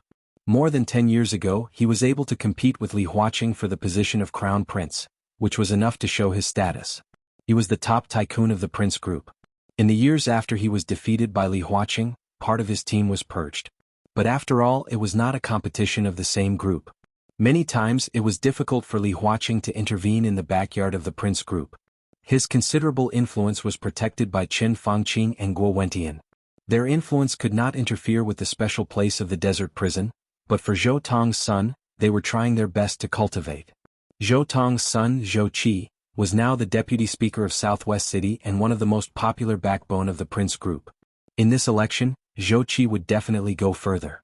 He would either become the mayor of Southwest City or the speaker of Talent Province. With his current status in the prince group, 5 years later, he would enter the parliament. It was almost a certainty that he would become the new leader of the prince group. And Zhou Tong's influence in the prince group was not only maintained by Zhou Qi. Although some of the old subordinates he had personally promoted did not enter the parliament, they had great influence in Qianfu, Southwest, Qianzhou, and Nanyun. It was no exaggeration to say that if Zhou Tong left the desert prison and regained his freedom, even if he did not hold any position, even if he had left the center of Zhongzhou state for many years, as long as he could come out, he would still be the top tycoon of the prince group. What Li Tianlan valued most was the great influence of Zhou Tong after he regained his freedom. He could give Zhou Tong freedom. As long as he could draw this old man to his side, Li Tianlan would have the right to speak in the prince group that could not be ignored. But Zhou Tong refused. He taught Li Tianlan a lot of things, but in the end he did not choose to leave the desert prison with Li Tianlan. With his vision, after Li Tianlan explained the situation of the outside world to him, He could naturally understand Li Qianlan's position at that time and in the future, and he would also understand his position. He had many reasons to say, but in the end he did not say much. He just said that he was used to the desert prison and was too lazy to go out. Li Qianlan still felt a little regretful that he did not bring Zhou Tong out. The old man did teach him a lot and gave him a high enough perspective. Now the new group was fighting for the right to speak in the cabinet, and the policy from top to bottom were all inspired by Zhou Tong. And if he could take Zhou Tong with him, it would be much easier for him to face Li Huaqing's test today to shut up the prince group. But there was no if, so it was a pity. Li Qianlan looked at Li Huaqing and nodded. Li Huaqing's eyes flashed. It was not the responsibility, ambition, or anything else he said, but a kind of persistence with very pure expectation. Maybe this was what he wanted Li Qianlan to learn. If you want, you can call me teacher. Li Huaqing smiled. Li Qianlan was stunned. A slender leg quietly stretched out and touched Li Qianlan's calf.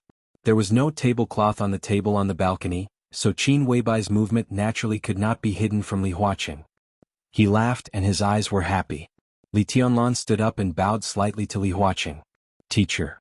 This bow did not lose anything, and it had nothing to do with face. But Li Huaqing and Li Qianlan had the most direct teacher-student relationship.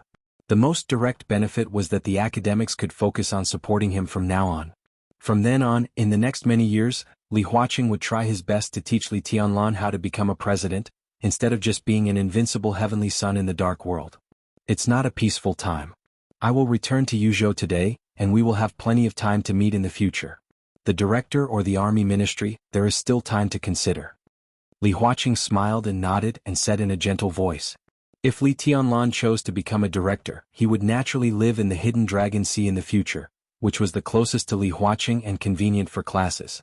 If he chose to become a member of parliament in the army ministry, then after the election, Li Qianlan would live in Dragon Lake Park, not far from Li Huaqing.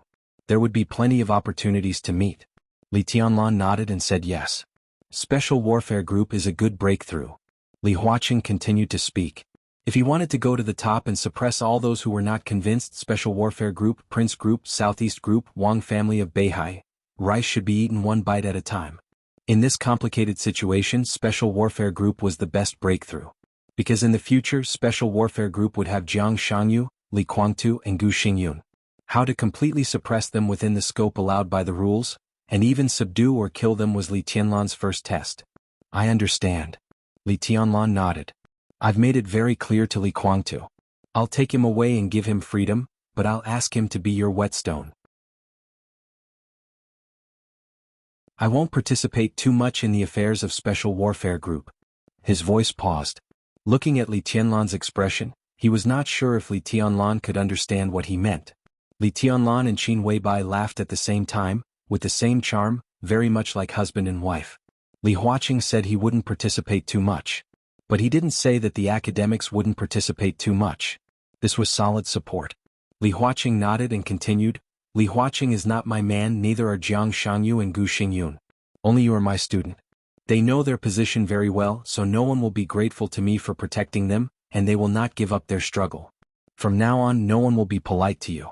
I won't remind you of anything, but if one day you are killed by them, everything I said today will be meaningless.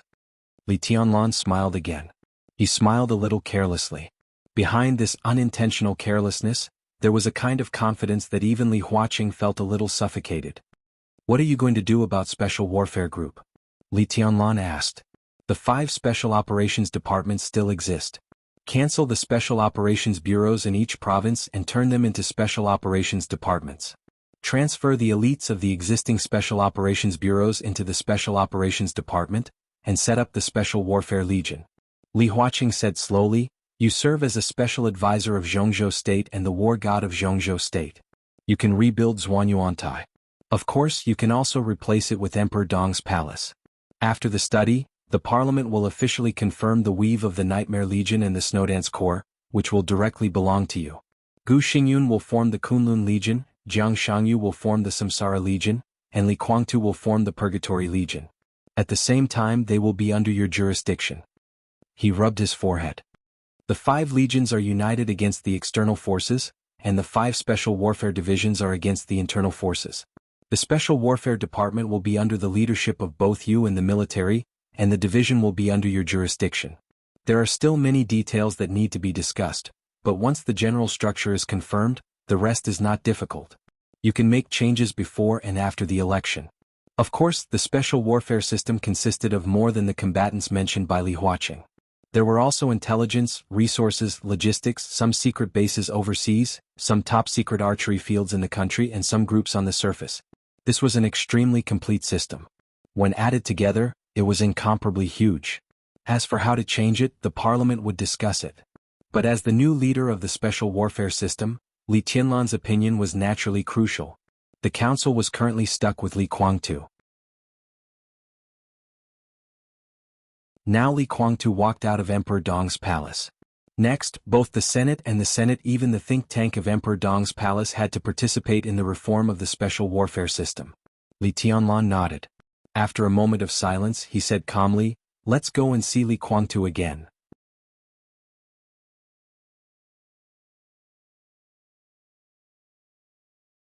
Chapter 1265.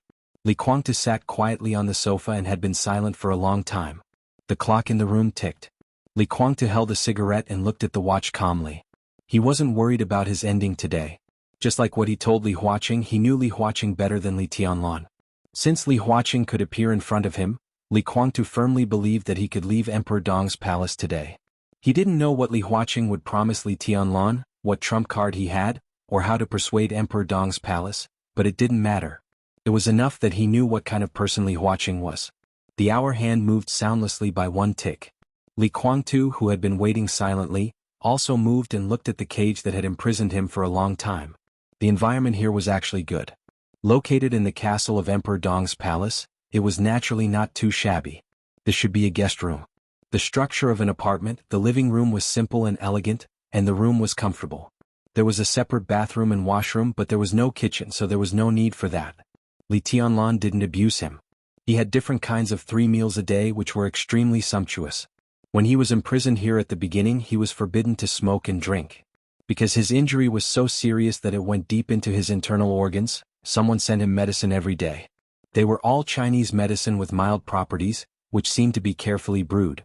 When his injury was initially stabilized, cigarettes began to be provided, and then there was good wine. Zhonghua Maodai all the same whether you like it or not. Up until half a month ago, as his injuries healed, he could even choose his own food and drink. It was hard to say whether Li Tianlan was good or bad to him. Except that he couldn't walk freely, Li Tianlan met all his needs in life, took care of his injury, took care of his food, but did not allow him to walk freely, nor did he allow him to have any contact with the outside world. Every day it was the guards of Emperor Dong's palace who brought him food and medicine, and they basically never talked to him. They would seriously write down his requests, but they never replied, just like mutes. Li Tianlan never looked at him. The two were in a stalemate, as if they would never talk to each other. Li Guangtu could roughly understand what Li Tianlan meant. He didn't want to kill him. At least not before today. If he had not been captured, then in the future dispute between the Purgatory of Heaven capital and Emperor Dong's palace, even if he failed, Li Tianlan would probably imprison him like today. Naturally, the rest of his life would not be as turbulent as before, but at least he could be guaranteed good food and drink. Li Guangtu smiled, somewhat self-deprecating. He carefully recalled his captivity during this period of time and thought of Li Tianlan. The conditions that were previously stated, after today, everything would be in the past. Li Guangtu took out a cigarette, lit it, and smoked silently. There were 2 knocks on the door. Li Huaqing and Li Tianlan pushed the door open again and walked in. Li Guangtu turned his head to look at the two of them, and his eyes narrowed subconsciously. In his sight, Li Huaqing walked in front and Li Tianlan walked behind. This was the relationship that the two of them should have in everyone's hearts. But not long ago when they came in, Li Tianlan was walking in front, and Li Huaqing was half a step behind.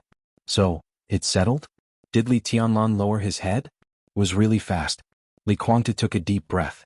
The breath of freedom came to his face. Instead of joy, he suddenly felt a little lost. Even the freedom that was within reach seemed to become a little dull. We can go. Li Huaqing nodded to Li Guangtu.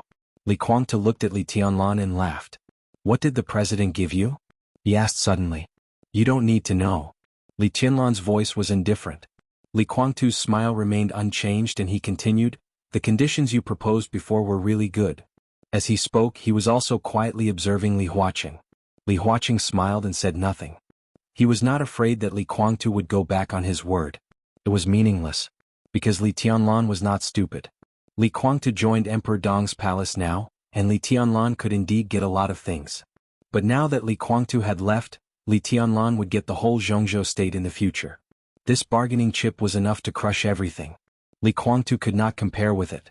The purgatory of heaven capital could not compare either. Sure enough, Li Tianlan shook his head and said without hesitation, "It's too late to regret." Li Guangtu's pupils contracted very subtly. Of course he didn't really regret it. He was just testing his value in Li Guangtu's eyes to see what the president promised Li Tianlan for his freedom. Li Tianlan answered too simply and without hesitation, which was enough to show that what Li Huaqing promised him was far more attractive to Li Tianlan than himself and the purgatory of heaven capital combined. At least in Li Tianlan's eyes that was the case. "Tianlan is my student." Li Huaqing chuckled and suddenly said. Li Guangtu froze for a moment and asked subconsciously, "What?"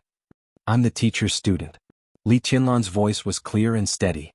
Li Guangtu suddenly fell silent. He was silent for a long time before he laughed incredulously. Li Tianlan also laughed. "Are you crazy?" Li Guangtu looked at Li Huaqing and asked word by word. Li Huaqing did not respond to him but pointed to the door. "Are you going or not?" Li Guangtu was so excited that he couldn't speak for a while. Li Tianlan became Li Huaqing's student. This answer was enough to explain everything. Li Huaqing had many students, but it could also be said that he had no students. He was the president and also the dean of the youth academy. So many people who had worked or studied in the youth academy could be regarded as Li Huaqing students. This was also the origin of the name academics. But the person who could openly call Li Huaqing teacher in front of everyone, before today there was no such person. But now there was. Li Tianlan, Li Huaqing's student. What did this relationship mean? It meant that Li Huaqing directly announced the sensitive word of successor. Li Guangtu was the first to know. But then, the relationship between the two of them was enough to detonate the whole Zhongzhou state. Li Tianlan gave Li Huaqing the purgatory of heaven capital. But Li Huaqing gave Li Tianlan the whole Zhongzhou state. Li Guangtu completely understood what the phrase, "It's too late to regret," meant. In front of Li Huaqing's bargaining chip, he had no value to Li Tianlan. Worth? Li Guangtu took a deep breath and looked at Li Huaqing and asked. He didn't know he was so valuable. "It's related to you but not too much." Li Huaqing smiled and said, "Time will prove everything." "Huh, time?" Li Guangtu sneered and said directly, "I don't agree with this." "You're not qualified to say this." Li Tianlan said lightly. "Is qualification important?" Li Guangtu laughed and said, "You can't succeed. I owe you for taking care of me during this time, but I don't intend to pay it back. I refuse your request today. As you said, we are real enemies from now on." Li Tianlan looked at him expressionless. "So," Li Guangtu said slowly, "don't give me a chance. I'm not as hypocritical as you.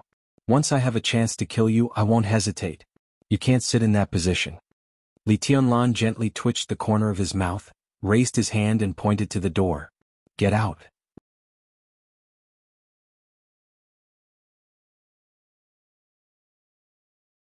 Chapter 1266. Li Guangtu didn't get out. He stood in front of Li Tianlan, and his smile widened as if he was provoking him. "No regrets. Let me remind you, no matter how wonderful the future is, it's not now. It is said that people should take a long-term view, but if it's too long-term, it's just a dream and unrealistic. After all, you have to look at what's under your feet and in front of you." Li Tianlan's eyes flickered, but he didn't speak. Li Guangtu fumbled in his pocket, took out a cigarette and handed one to Li Tianlan. His martial arts and Li Tianlan's were of the same origin, so he could naturally see that Li Tianlan was now in his real body. Li Tianlan took the cigarette, lit it with a flick of his finger and took a deep breath. "It's true that you want to be the president, control this country, and become the most powerful person in the world, but that's all in the future. If I get out of this door today, if I fight against you with all my strength, I can't say that I can kill you, but it's really not difficult to cause you some trouble and give you substantial pressure." He held the cigarette and chuckled. "At that time you can't even fight against me. You're still too young. You should know that what we're going to face next is what I'm really good at." "Are you done?" Li Tianlan asked. "Am I wrong?" Li Guangtu raised his eyebrows slightly. Li Tianlan smiled. Yes, of course he was right. He understood what Li Guangtu's words meant. Today Li Kuangtu left Emperor Dong's palace, and tomorrow the Purgatory of Heaven capital would no longer exist. He would become the commander of the Purgatory Legion of Zhongzhou State. He was the top big shot in the special warfare system of Zhongzhou State. He could be said to be Li Tianlan's subordinate and also his opponent. Li Tianlan had a commanding position, and Li Kuangtu also had a chance to surpass the senior. As long as he left Emperor Dong's palace today, they would all be bound by various rules of Zhongzhou State. From the general direction of Zhongzhou State, Li Tianlan and Li Kuangtu were colleagues and people on the same side. People on the same side who were on the opposite side. Headache, trouble, and complexity. Once this identity was confirmed, if Li Tianlan wanted to directly attack Li Kuangtu, it would be a real treason. So no matter how the two fought, at least on the surface, no one could find fault. For Li Tianlan, who had the absolute advantage of force, this was the biggest limitation. Li Tianlan was too inexperienced to play games under these restrictions. He didn't even know the rules of the game. But Li Kuangtu was not like this. Before the treason case, he was already the youngest marshal in Zhongzhou State at that time, the first commander of the Border Control Corps, and the young master of the Li family. If he had been an idiot with only strength but no brains at that time, it would have been impossible for the Wang family of Beihai to feel a sense of crisis. It was not difficult to play tricks. However, under the various restrictions, it was really not easy to play tricks within the rules of the game. And this just happened to be what Li Kuangtu was best at back then. His strength was not as good as Li Tianlan's. But as long as Li Tianlan did not dare to flip the table, it was absolutely easy for him to create some pressure on Li Tianlan. You're right. Perhaps in this aspect, you do have many methods that I have never seen before. It's a pity that I'm not alone now, and there are no useless people in Emperor Dong's palace. If you want to play, there are many people who will accompany you to the end. If you're not convinced, just bring it on. He reached out and helped Li Huaqing tidy his collar. He smiled and said, I probably know that you always think that I owe you. Although I don't know what I owe you, no matter what I owe you, it should not be as important as my life. This time I can kill you. The teacher coming to ask for you doesn't mean anything. You should know that if I didn't bring you back, no one could save you. You're not dead now, so even if I really owe you something, I've probably paid it off. So, if you want to play, you can do whatever you want. When you fall into my hands next time, you won't have this treatment now. There was an emotion similar to jealousy in Li Kuangtu's eyes. Now, Li Tianlan was indeed not alone. Emperor Dong's palace was full of talents. It could become the strongest superpower in the dark world today. It had a lot to do with Li Tianlan, but it also had nothing to do with Li Tianlan. Li Tianlan was really young. However, the military counselors were all wily old foxes who had deep foresight. What's more, there was Qin Weibai above these old foxes.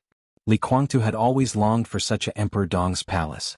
Similarly, such a Emperor Dong's palace really didn't need to be afraid of Li Kuangtu. Therefore, Li Tianlan was as calm as a mountain and full of confidence. You'll die and I'll die. That's fair. Li Kuangtu nodded and smiled a little strangely. Come on. Li Tianlan didn't know, Li Huaqing didn't know, and everyone didn't know that in fact he didn't cooperate with Gu Xingyun. From the beginning to the end he only cooperated with one person. That was Jiang Shangyu. It could be said that Li Kuangtu was paranoid or had a sense of superiority in his heart. Li Kuangtu really didn't take Li Tianlan seriously. It was not that he looked down on Li Tianlan, but that Li Tianlan was too young. He might be invincible in personal force, but personal force was not omnipotent. Sometimes it was even nothing.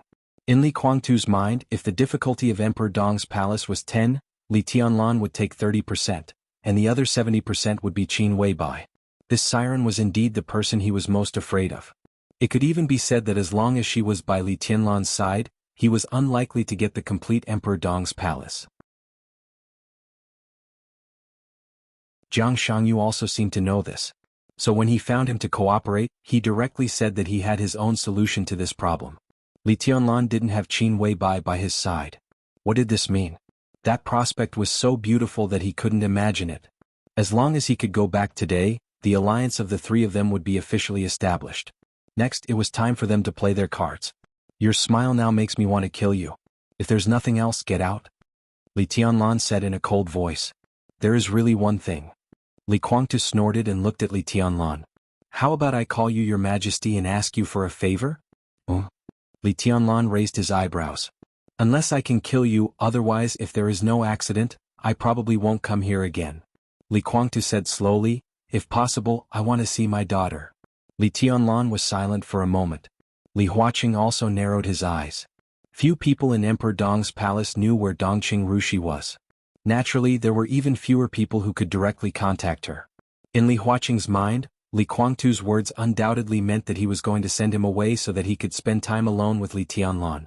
But on this matter he couldn't say anything.